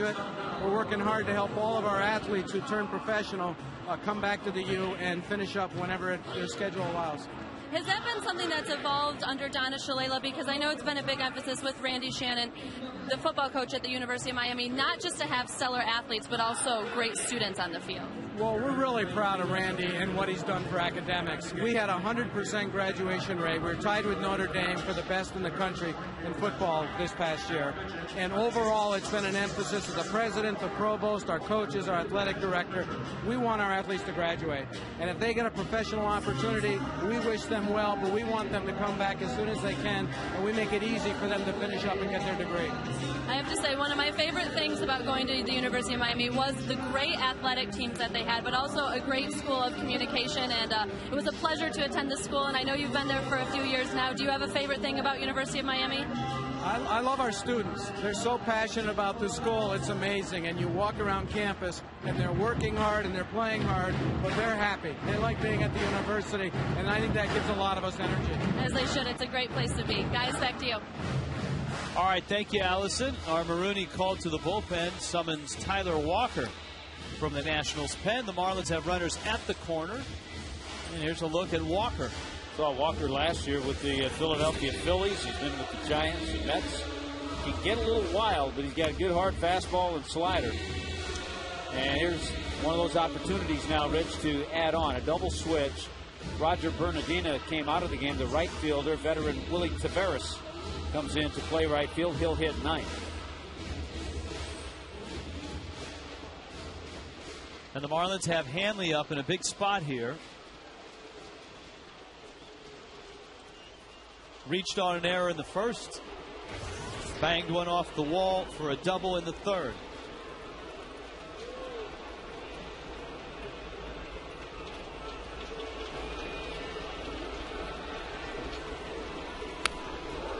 Walker, who has been a closer in the big leagues with a couple of clubs. Saved 23 games for the Giants in 05. Picked up 10 saves for the Rays in 06.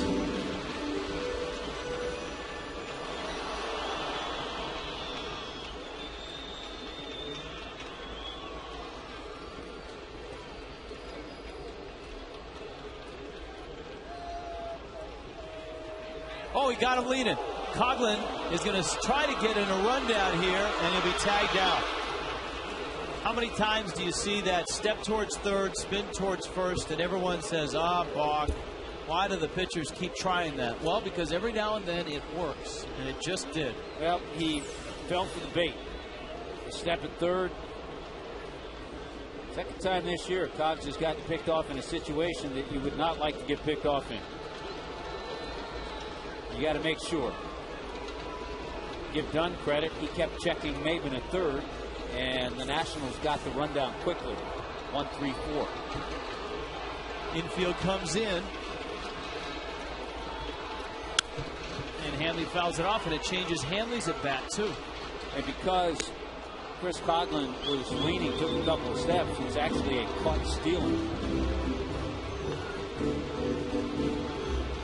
To rest your mind a little bit, we were talking about Hanley at the start he's gotten off to. Last May, Hanley hit .359 and had 6 home runs.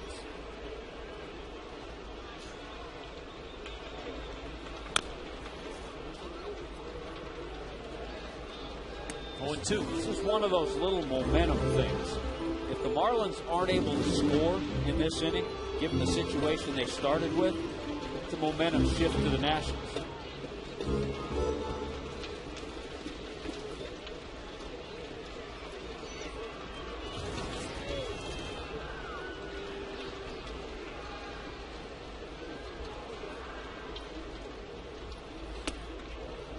Hanley lays off.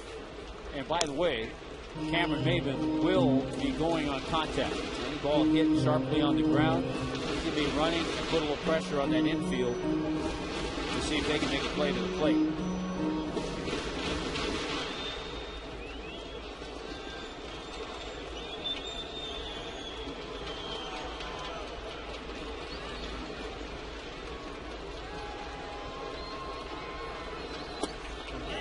Heck of a pitch. And Hanley takes it on the outside corner, and a promising inning is now a 2-out runner at third. Family Sunday is tomorrow, a 1:10 start. Marlins and Nationals. First 5,000 kids get a Chris Coughlin Kids Camp courtesy of Jiffy Lube. And all kids can run the bases after the game in the Diamond Dash. 1-877 Marlins. Now you talk about big 2-out base hits. This would be one of those.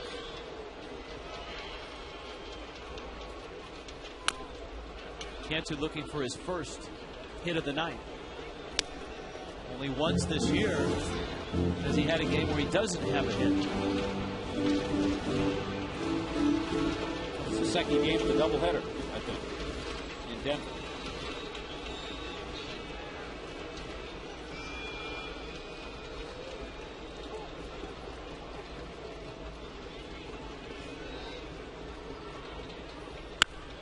Cantu, deep left field. That's a big hit. How big is that? Two-run shot. One of the best RBI men in the National League comes through in a big spot for the Fish. Yeah, that's a good point. One of the best RBI men in the National League that people don't know about.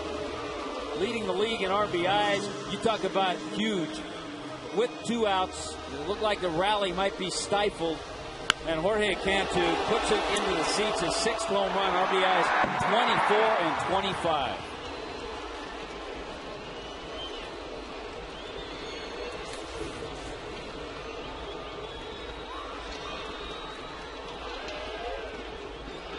Here's Ugla.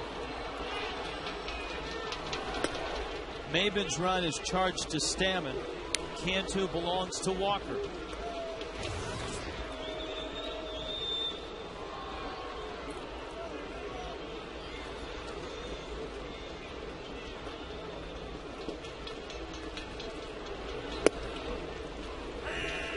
One ball, one strike to Ugla. The Marlins get into the Nationals bullpen very early here in the 5th inning. It's a bullpen that's pretty good at the end with Matt Capps, who's having a great start, but vulnerable in the middle. Look at Capps. And Capps and Clippard have been certainly holding their own toward the back of the bullpen. It's Clippard on his left. No longer the Yankee Clippard. It's outside. 2-2.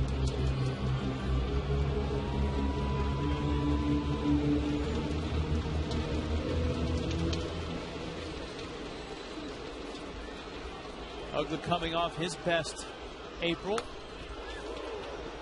5 homers. Drove in 14. Continued to show the progress that he started last year. His walk total up last year. His on base percentage has been in the upper 300s throughout the month. 364 at start of play. He's walked and struck out. And Walker thought he threw a pretty good pitch. He thought he threw that same pitch that he threw to Hanley Ramirez. Let's see where this is on Fox Tracks.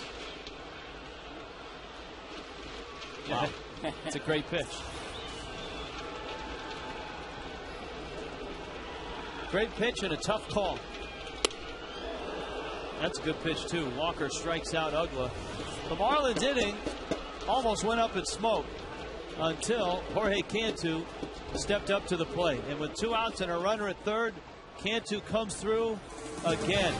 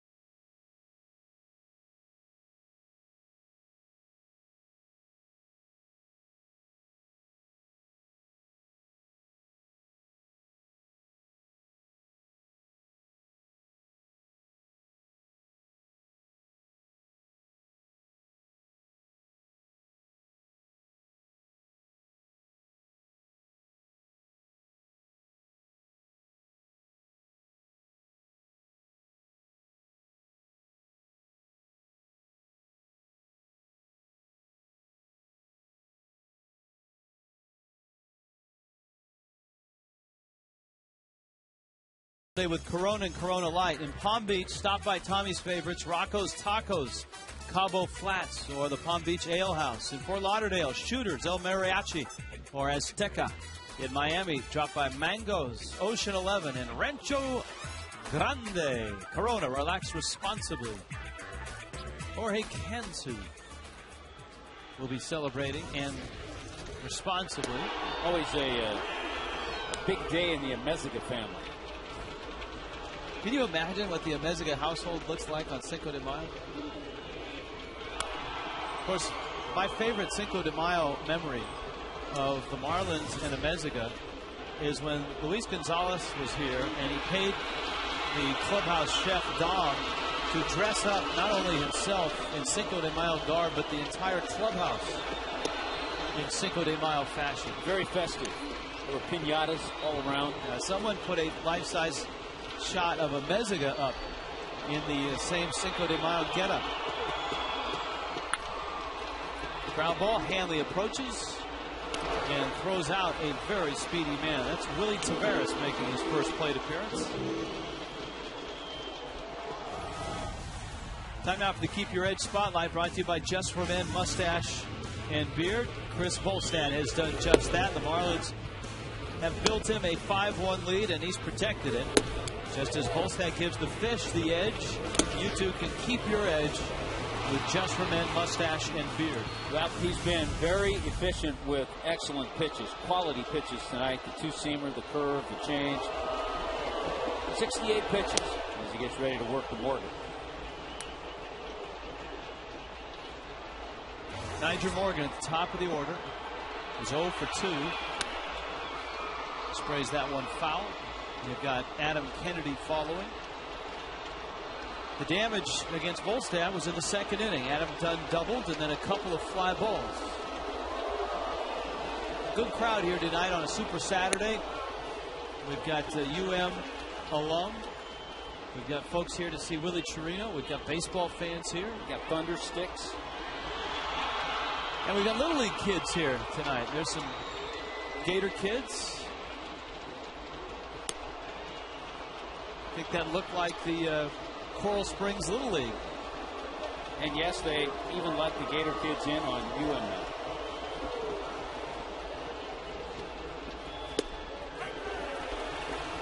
Volstad strikes him out. He continues to hit spots. His fastball's been 91, 92 all night.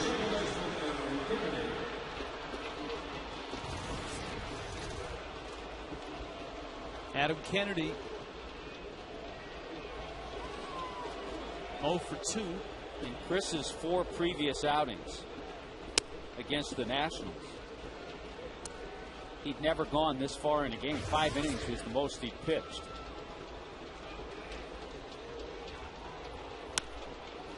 Kennedy goes after an eye-high fastball. Hanley is there, and he makes the catch. 1, 2, 3. Go the Nationals. Fish up 5-1.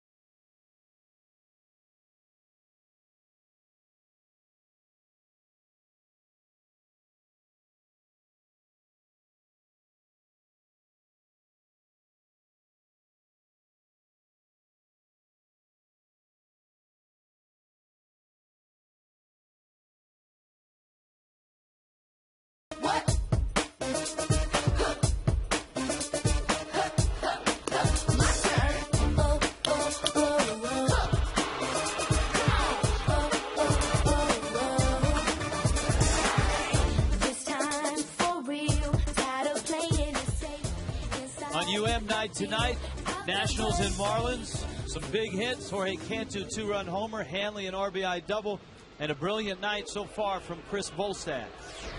And all that goes into a 5-1 ball game. John Baker, Cody Ross, and Gabby Sanchez. Tyler Walker continues. He misses inside to Baker, who twice has gone up the middle for singles.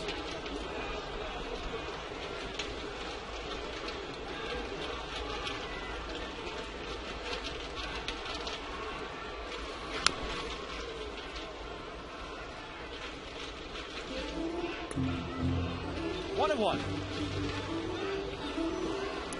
Baker's done a nice job tonight staying back. And remember, his first 2 swings of the night, he was off his back foot trying to hit the ball up in the seats. And then has punched 2 singles to center. Kennedy. And Baker is out. We'll check in with UM enthusiast Frank Ford. How's that one, Frank? Very enthusiastic, and the people next to me are even more enthusiastic. Ileana and Roberto Sanchez, or Gabby Sanchez's parents. Hope you were with us on Marlins Live pregame. Did a nice piece about Gabby growing up. His dad owns the batting cages, Sluggers at a Tamiami Park. And how neat is this for you guys to be able to see him play high school, college, and Major League Baseball all within about a 20-minute drive? It's a blessing. It's really a blessing to be here and to be able to watch Gabby and play and live his dream. Do you guys get nervous watching him play, or are you beyond that stage by now? Very nervous. Always. Yeah? High school, college, and now. Nervous. Every time he's going to come up, every time they hit a ground ball, that never goes away. Very nervous. He spent a lot of time at the batting cages with your husband. And how dedicated was he as a young baseball player? Very much. Very much. He was very dedicated, very sometimes I even had to tell him not to do it because he was like overdoing it. Yeah. You know? And so I said, you have to go to, you have to go to the movies. You have to do something else. But, he'd rather, go to the batting cages and hit. As he lines out, and of course it's night. Gabby played there for a couple of years and was drafted in the 4th round. And you told me earlier this week you thought college was good for him, even though he got drafted out of high school, that to be able to mature as a player and a person. Oh, yes. That's one of the things that I'm adamant about. I think all the ball players should go to college, go through that experience, and have that type of fun that they do have when they're in college. And maturity. And those, it's 26, 27 when you get here. It's a great time.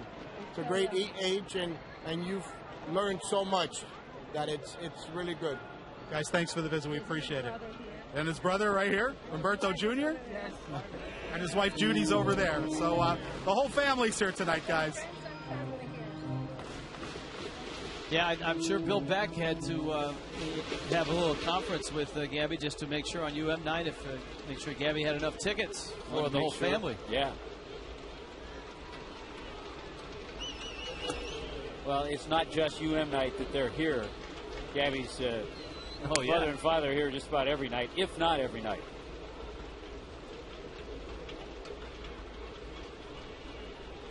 And they told us they watch us too when we're on the road. Frank is slipping them a Nielsen diary right now. Here's the 1-2, and it's up. And the count is 2 balls and 2 strikes. Gabby's hit it hard twice. He hit the smash that Zimmerman speared down the line back in the 2nd. Then he hit that sinking liner that Morgan came in and caught on the run in the 4th.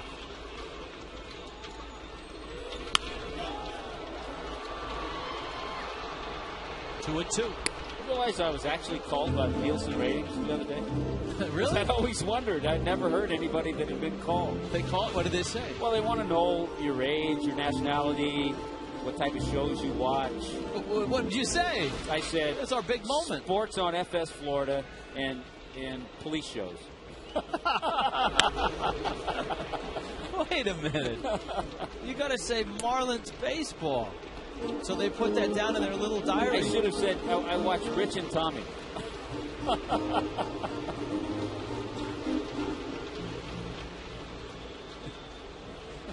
Actually, to tell you the truth, one time they called the production truck, too. And they wanted to know what kind of shows did the production truck watch.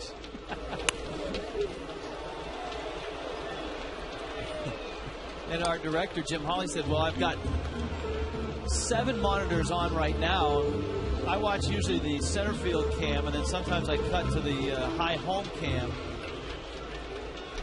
And that fractured our whole rating point for that quarter hour. 2 and 2.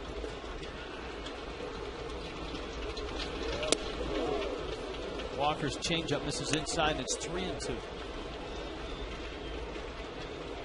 See, if he hits one out of here, Frank, just hand him the mic. Let him call it, okay? Will do. Roberto's ready. Gabby gets a base hit. You're going to hear a lot of yelling over here.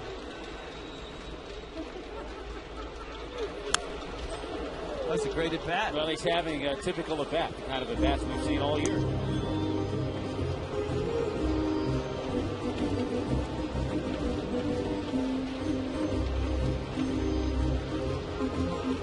Above the league average. You see the count at 3 and 2.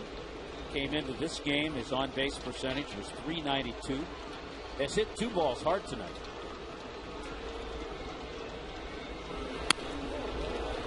That one he got tied up on. Guzman throws to first in time. 1, 2, 3 go the fish in the 6th. On to the 7th we go. 5-1.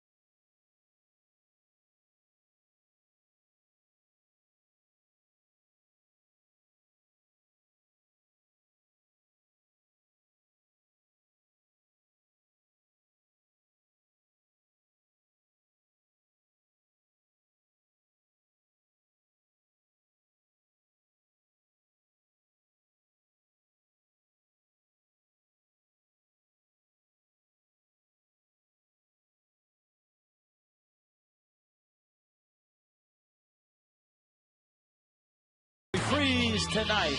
Oh, yeah, Cantu's big AB. Freeze it. Look at the eyes, the extension, and the result. He reached out, hooked that breaking ball. Home run number 6 for Jorge Cantu. We like the Frostproof Coors Light freeze can.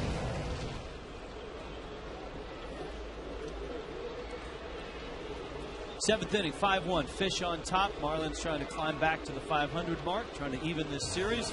Chris Volstad has some tough outs to get this inning. Cantu bare hands. Heck of a play.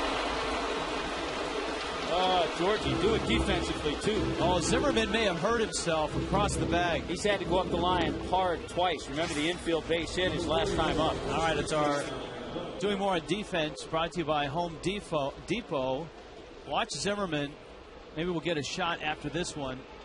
Home Depot doing more on defense. I'm telling you, those hamstrings linger and linger, especially when you have plays like that. It's just not the nature of players to not go up the line hard. Yeah, his first instinct was to really get out of the box. Here's Dunn. The longest outing that Chris Volstad has had this year was his 6 2/3 against Cincinnati. His worst start of the year was his last start, and that was in Colorado.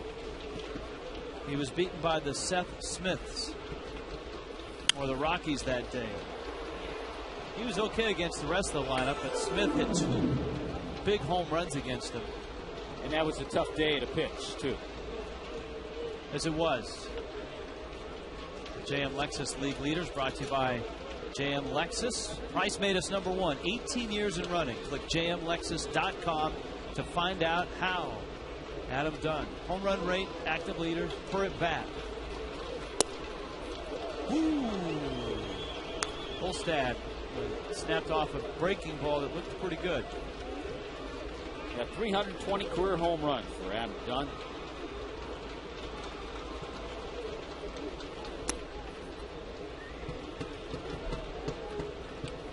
Adam Dunn had 5 straight years of 40 or more home runs snapped last year, but he still hit 38 and had 105 RBIs.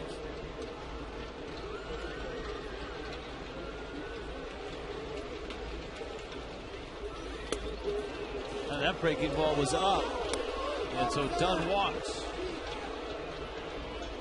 And he does that a lot. Last pitch on Fox Tracks. Number 16, Josh Willingham. That's a strike. Yeah, it's a high strike that is just not called.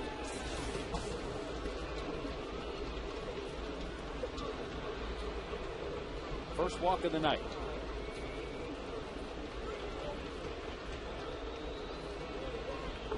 Here's Hammer. And that may have been a bit of a makeup. Hammer had that one across the letters. It's 0-1. Of course, you hate it when you're the hitter after a guy may have gotten a call and you're the guy that doesn't get the call. It usually works out that way, too.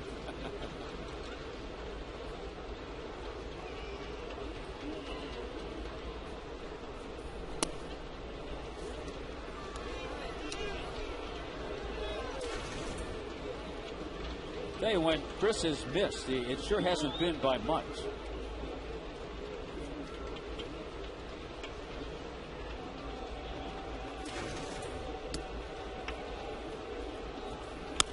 We saw that high breaking ball that was in the Fox Tracks zone that was called the ball. Here's the breaking ball on Willingham.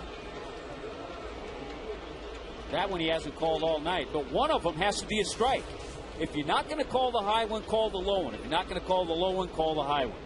If not, you're going to have to throw it through a thimble to be a strike.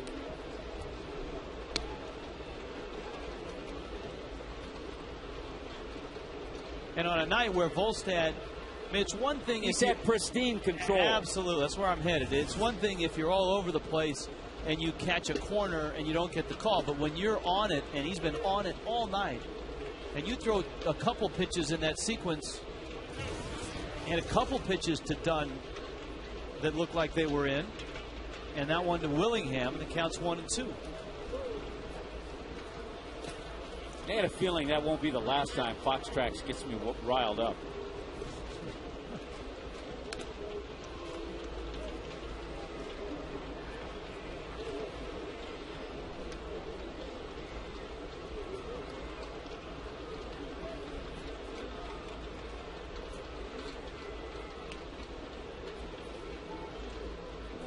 Two coming. Now he called it there. See, now, if you're a hitter, you're going, what the heck? You just called that a ball. So just a little inconsistency tonight from Ted Barrett. But at least he rang up Willingham on this one. That might have been not as good as the other one. Was See, that shows you right there. And then sometimes, umpires will never admit to this, and that's okay. But sometimes, in their mind, they know that they missed one. So down the road, they'll try to maybe make up for it. Here's Pudge. There's a strike.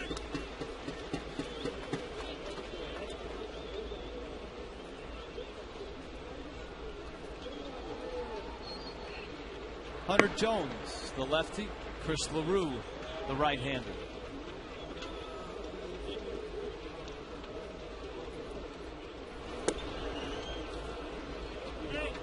And of course, it goes without saying that standing behind there and trying to capture a strike zone at the front of a plate, which is about 7 feet in front of you, with cutters and sliders and breaking balls and 95-mile-an-hour fastballs, ain't the easiest thing to do.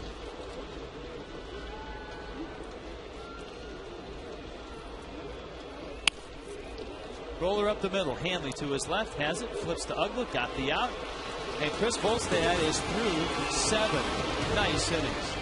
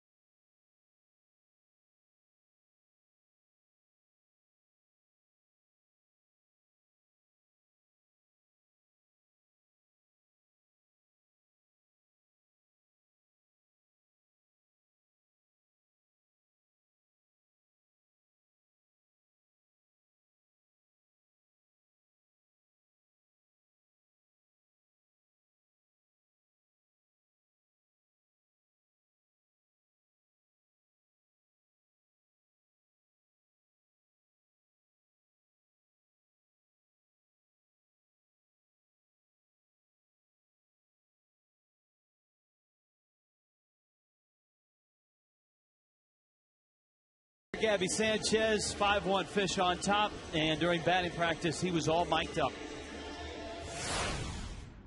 Who's this, Fox? Yeah.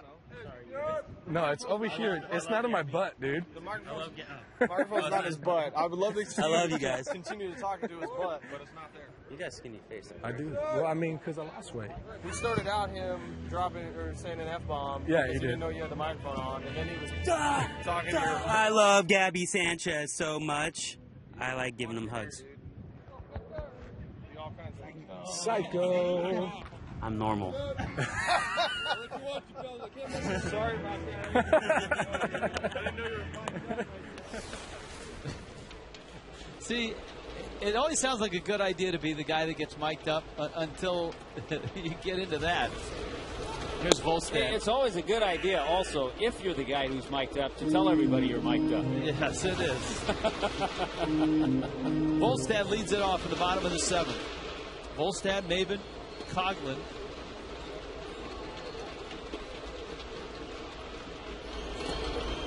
Tyler Walker takes down low.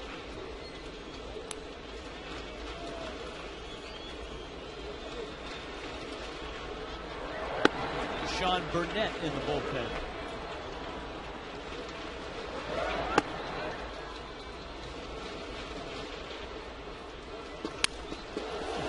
Volstad having quite a night. His second hit dumps it into right center. I'm telling you, Chris is locked in. He's staying back. He's hitting the ball well the other way. Watch this swing. Gets a breaking ball that hangs inside. It hung up a little bit. He didn't get out front too much and put a nice swing on it.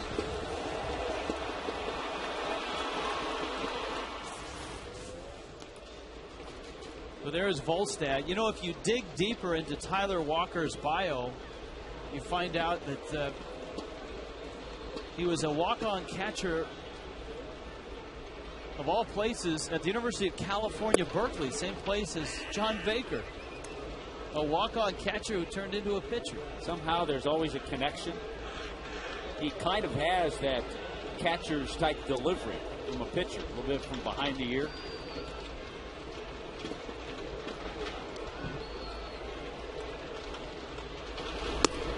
Walker is 33, Baker's 29. So Baker was a little bit further behind. Have to check in with Baker, see how the Cal baseball team is doing this year. Hey, by the way, good news for Hanley Ramirez. And for me, I might add. Hanley was given a base hit. Remember that ball in the first inning where Guzman slipped? And it trickled by. He never even touched it. They've changed it. Hanley with the base hit. Two hits tonight. Explain the good news for you part. Well, in the pick to click, I picked Hanley tonight. And how much money are you going to win? I don't think a dime. Diving. Stop Zimmerman. Boy, he's put on a clinic. He's made some terrific plays at third base. He won his first Gold Glove last year. And you know, people talk about fielding percentage. Kevin Kuzminoff set a record, all-time record for fielding percentage at third base last year. I believe he made maybe 2 or 3 errors. Zimmerman made 17 errors last year, but his play, his range is so good. He makes spectacular plays like that. Look at the range with a bad hamstring. Yeah, his zone rating, his ultimate zone rating, off the charts, and that's how he ends up winning the Gold Glove, when a guy like Kuzminoff, who was with the Padres last year, had a record-setting year in terms of fielding percentage. Kuzminoff with Oakland this year. I think that happened to Cal Ripken one year. He made 3 errors. I think it's short, but Ozzie Guillen won the Gold Glove.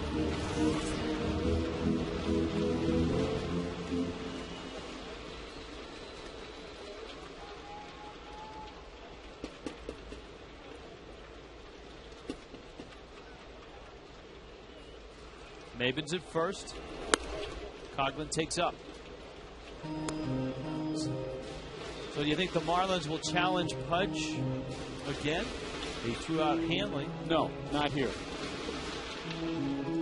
Still got a chance. First base occupied, so you have a little opening on the right side, just in case Chris gets something on the inner part.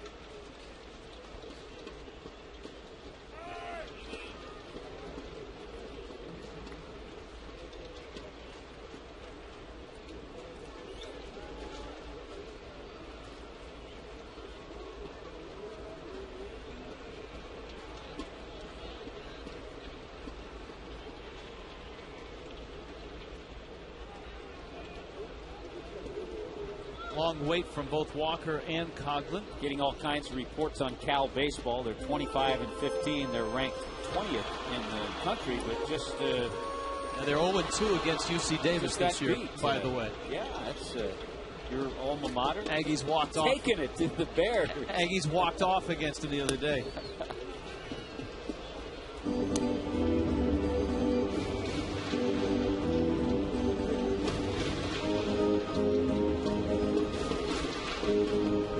Volstad tonight has been outstanding. 5-1.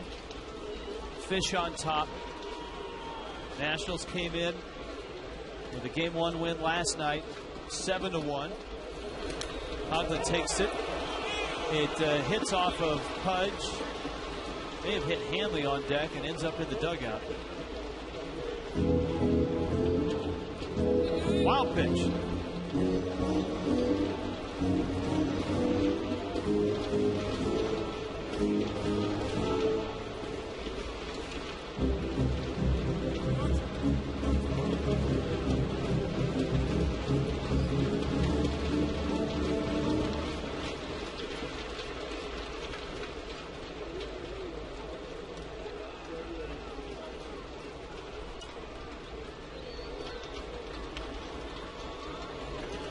Coming.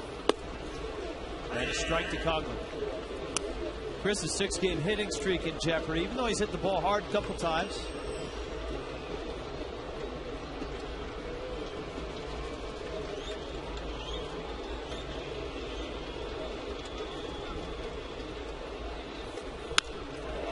Coughlin to right.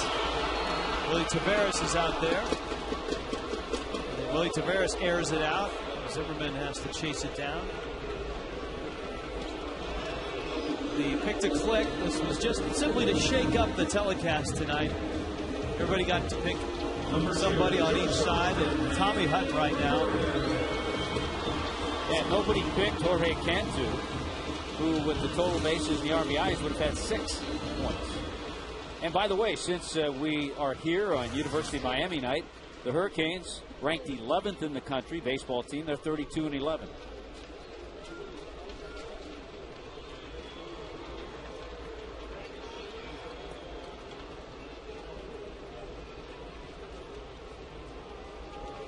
Maybe not at second.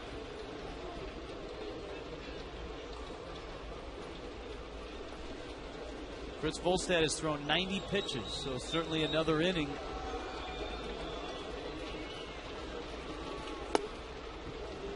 Hanley takes a strike. RBI double in the third. As Tommy pointed out, what was an error has now been changed to a single in the first.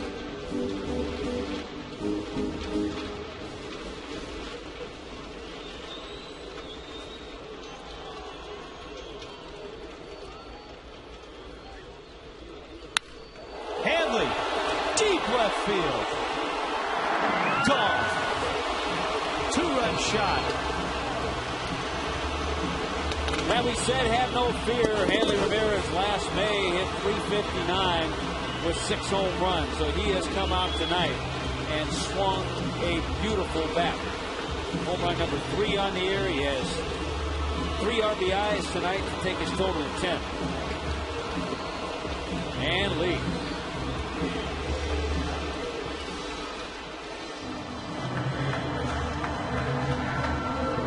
Coors Light cold hard blast. Here it comes.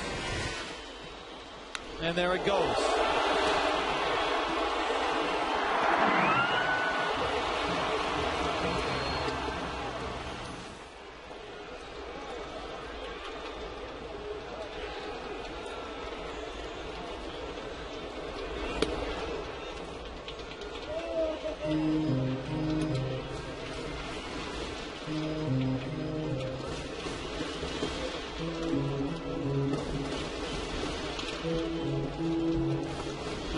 Extra insurance for Chris Volstad. Cantu, of course, added the first 2-run shot.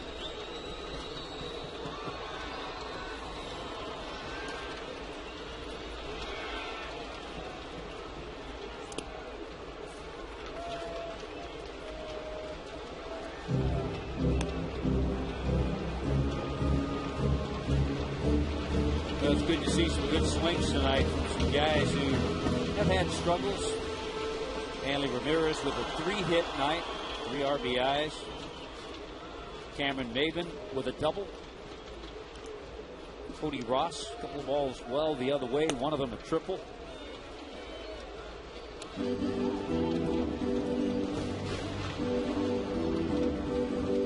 Marlins are going to see the Nationals next weekend.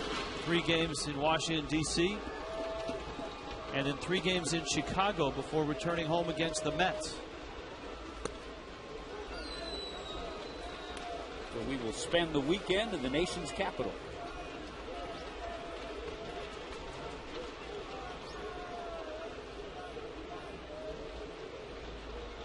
can't wait to be 8 stories high in D.C.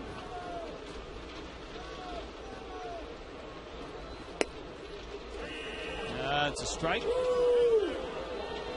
Count full, 3-2.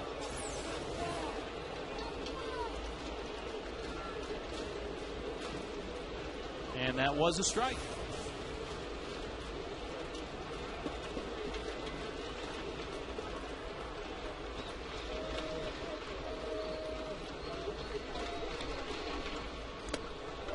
Cantu goes after the breaking ball and strikes out. Inning over, but the Marlins cash in 2 more. Hanley Ramirez, his 3rd of the season.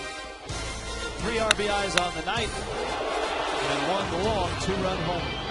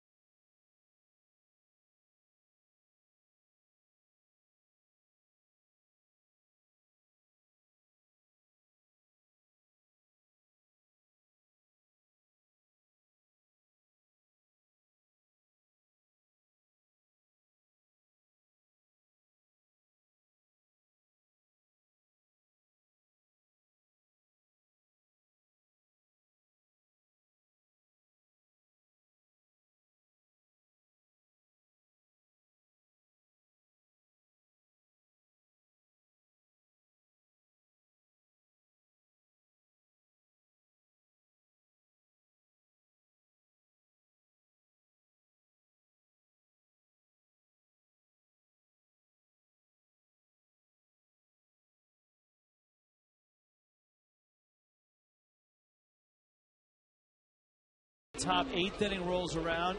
The Giants roll into town on Tuesday night, Tuesday through Thursday, all 3 games at 7:10. Anibal Sanchez, Tim Lincecum in the first game. Miami Herald's got your 2 for Tuesday coupon. Thursday, get a Marlins eSaver offer from Marlins.com. 1-877-MARLINS. Chris Volstad working on Christian Guzman. Here in the 8th, Volstad's been splendid through 7. He's at 92 pitches. Marlins have made a defensive switch behind him.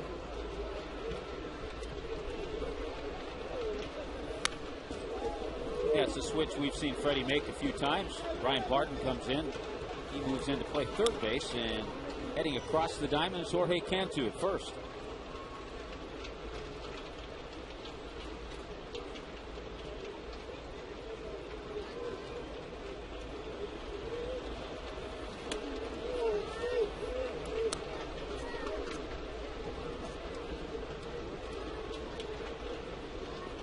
Two.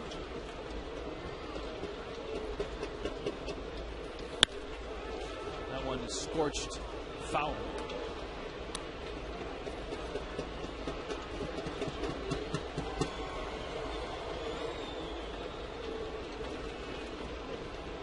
Volstad looking for win number 2, trying to even his mark. And he punches out Christian Guzman. On UM night, we've talked about some of the great UM alum in baseball. How about in Marlins history? How about Charles Johnson? Yeah, he could throw a little bit. Boy, don't get it out over the plate with that good extension. CJ could do some damage. 4 consecutive Gold Gloves.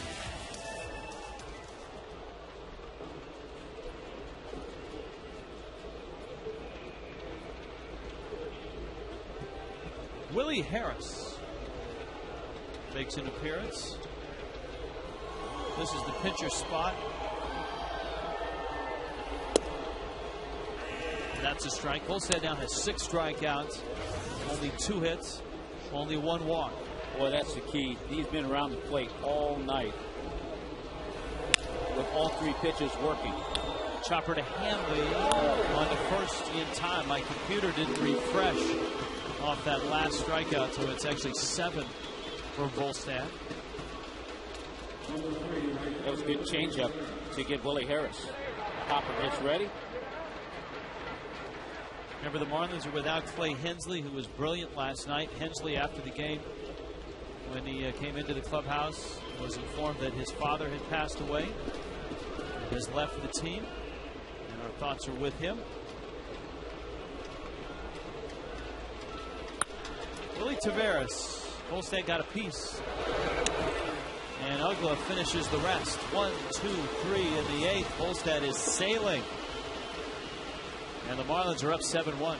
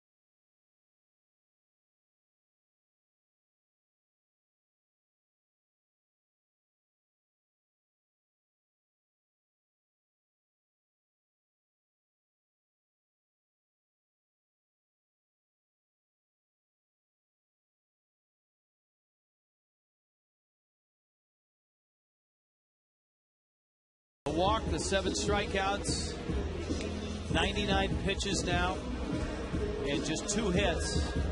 And with the towel wrapped around his arm, an indication that he might be on his way back out. We'll see. Ugla climbing in with Bake and Cody Ross to follow. Well, the Marlins will see a new pitcher on the mound, left-hander Sean Burnett out of Wellington. A local favorite, former #1 pick, first-round pick of the Pittsburgh Pirates. He was a starting pitcher coming up with them, as do many young pitchers. Underwent Tommy John surgery. Came over in that Nigel Morgan deal from Pittsburgh.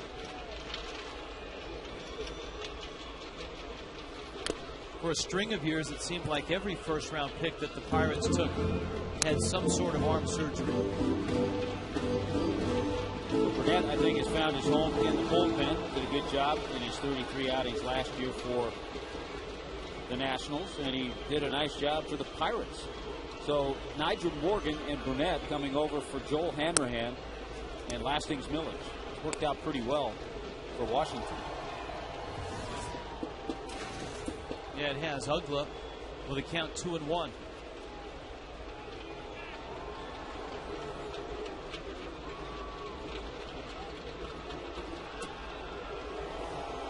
Looked like a pretty good pitch from Burnett.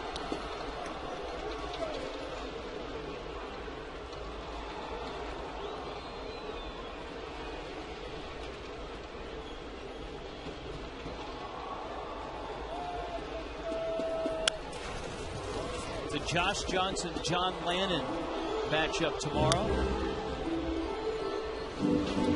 We start our broadcast day at 12:30 with Marlins Live on a Kids Sunday.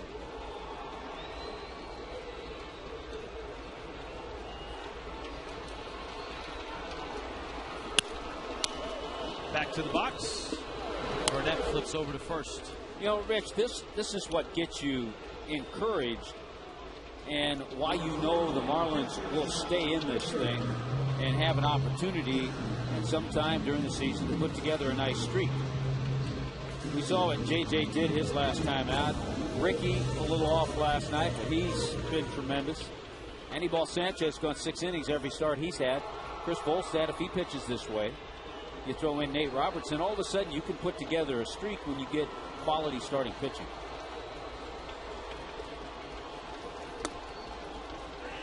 Quite honestly, that's kind of how the Nationals have done it. Although I think a lot of people are surprised at the guys that they're getting the starts from. Kind of how the Padres have done it early on.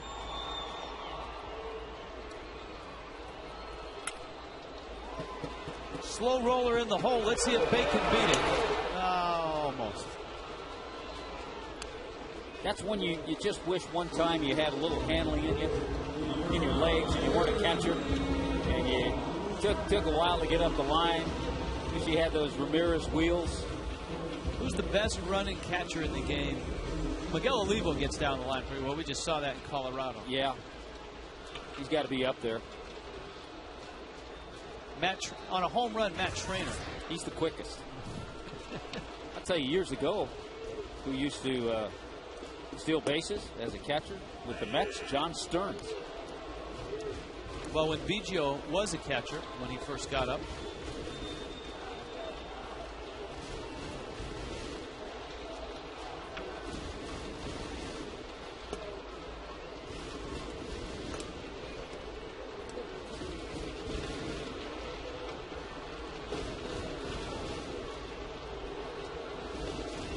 Calling a strike.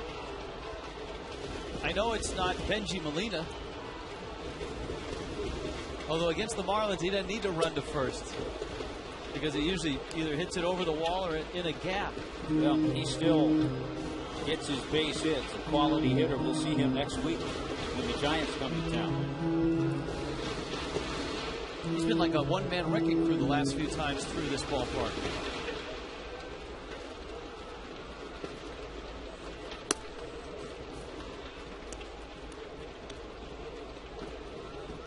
Tell you who's been hot, getting some big hits for the Giants. And again, here we are on UM night is Aubrey Huff. Yes, that's right.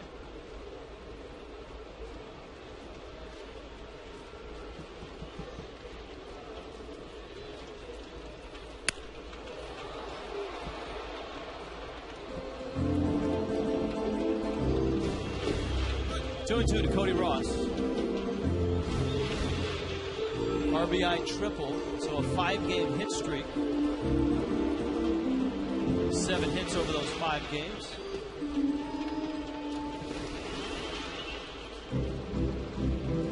Well, the Marlins trying to break a little stretch of 3 straight losses. You don't want those to pile up too much.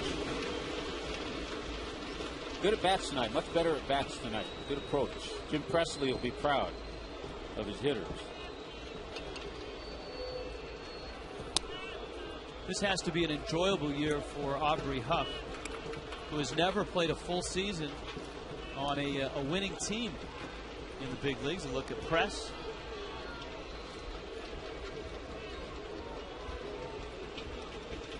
Huff did finish the year last year with the Tigers, who had a winning record. Roller up the middle, on to first in time, and Cody Ross is out number 3. Let's see if Chris Volstad can finish this thing.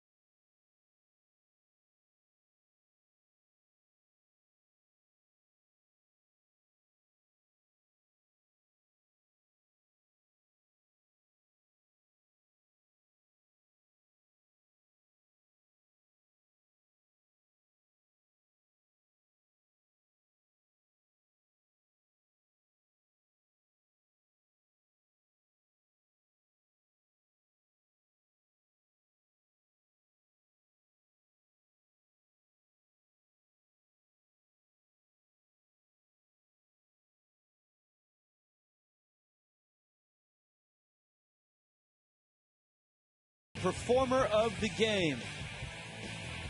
Big night for Hanley Ramirez. 3 hits. RBI double. That was in the 3rd. He singled back in the 1st. And then a 2-run homer in the 7th. Niger Morgan goes after the first pitch and bounces out, and Chris Volstad, who sawed him off,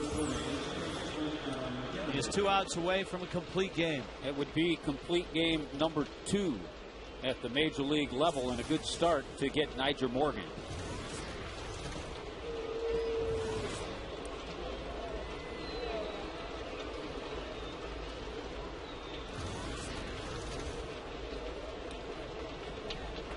Breaking ball to Kennedy. Misses. Our Toyota Trend. Nationals at 13-10. First winning month since September of 07. It doesn't count 4-0 in October of last year.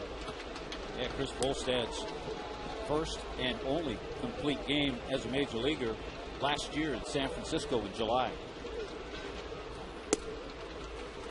Right now he's got the feeling. He's retired 15 of the last 16 he's faced. The only man to reach during that span was a walk to Adam Dunn, and the last base hit was an infield single in the 4th inning. Remember, there were a couple pitches in that Dunn at bat that looked like strikes. Coughlin is over. That's going to land for a hit. Kennedy around first. Coughlin's throw is waiting for him. That'll help. He gets a nice acknowledgement from Chris Volstad, too, with that throw. A 1-hop strike. And Adam Kennedy is gone. The chancy move by Kennedy. I don't think he thought Coughlin would come up with a perfect throw, and he did. Boy, that helps out.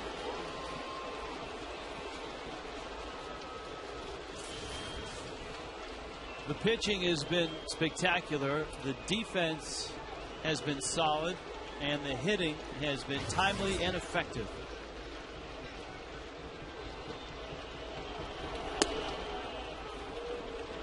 It's amazing when you put all those things together what can happen, isn't it?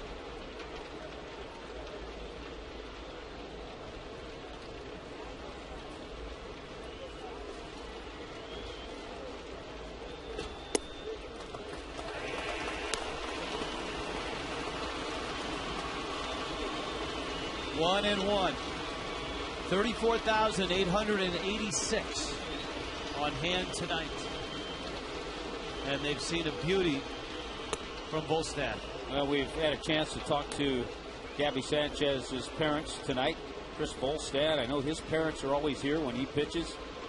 Friends and family along, so they're having a good time tonight, too.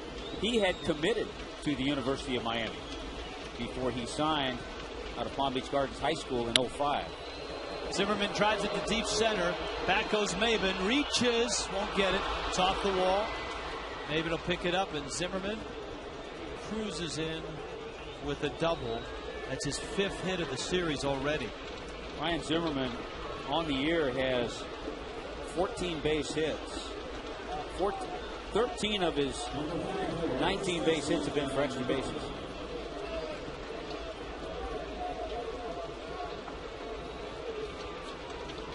And you're right, he did cruise in with his 9th double, no chancing that hamstring.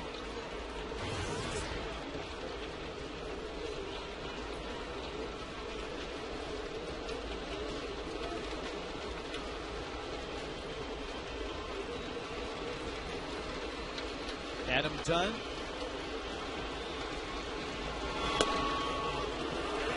By the way, that play by Chris Volstad, or by Chris Coughlin, has kept Chris Volstad in this game.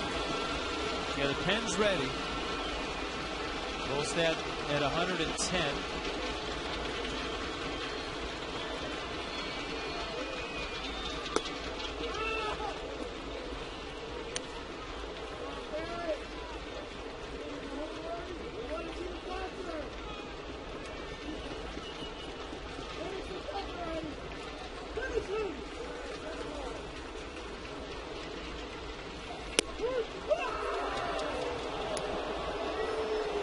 Two and one.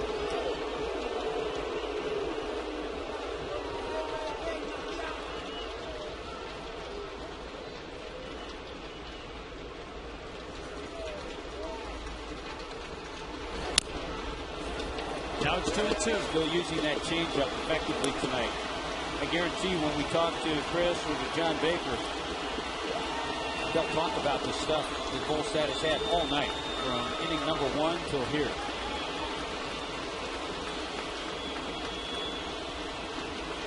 Good tempo, too. Good pace. Yes! Ball game. Finishes with a flourish. His 8th punch out. 7-1 the final.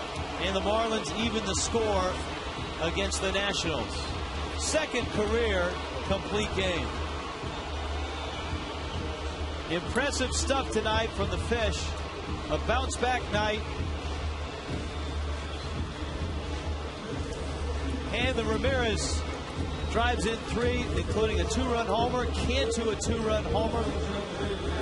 And the Marlins win it 7-1. Marlins baseball on Fox Sports Florida is brought to you by AT&T. Find out what's possible with the nation's fastest 3G network. AT&T, rethink possible. By Marooney. Hey, South Florida, when you need a car, truck, or van, who are you going to call? 1-877-MAROONEY by FP&L. To learn smart ways to conserve energy, log on FPNL.com and take a free online home energy survey. And by South Florida Ford, visit SouthFloridaFord.com for great offers. Marlins Live coming up on a Super Saturday. The Fish win it 7-1.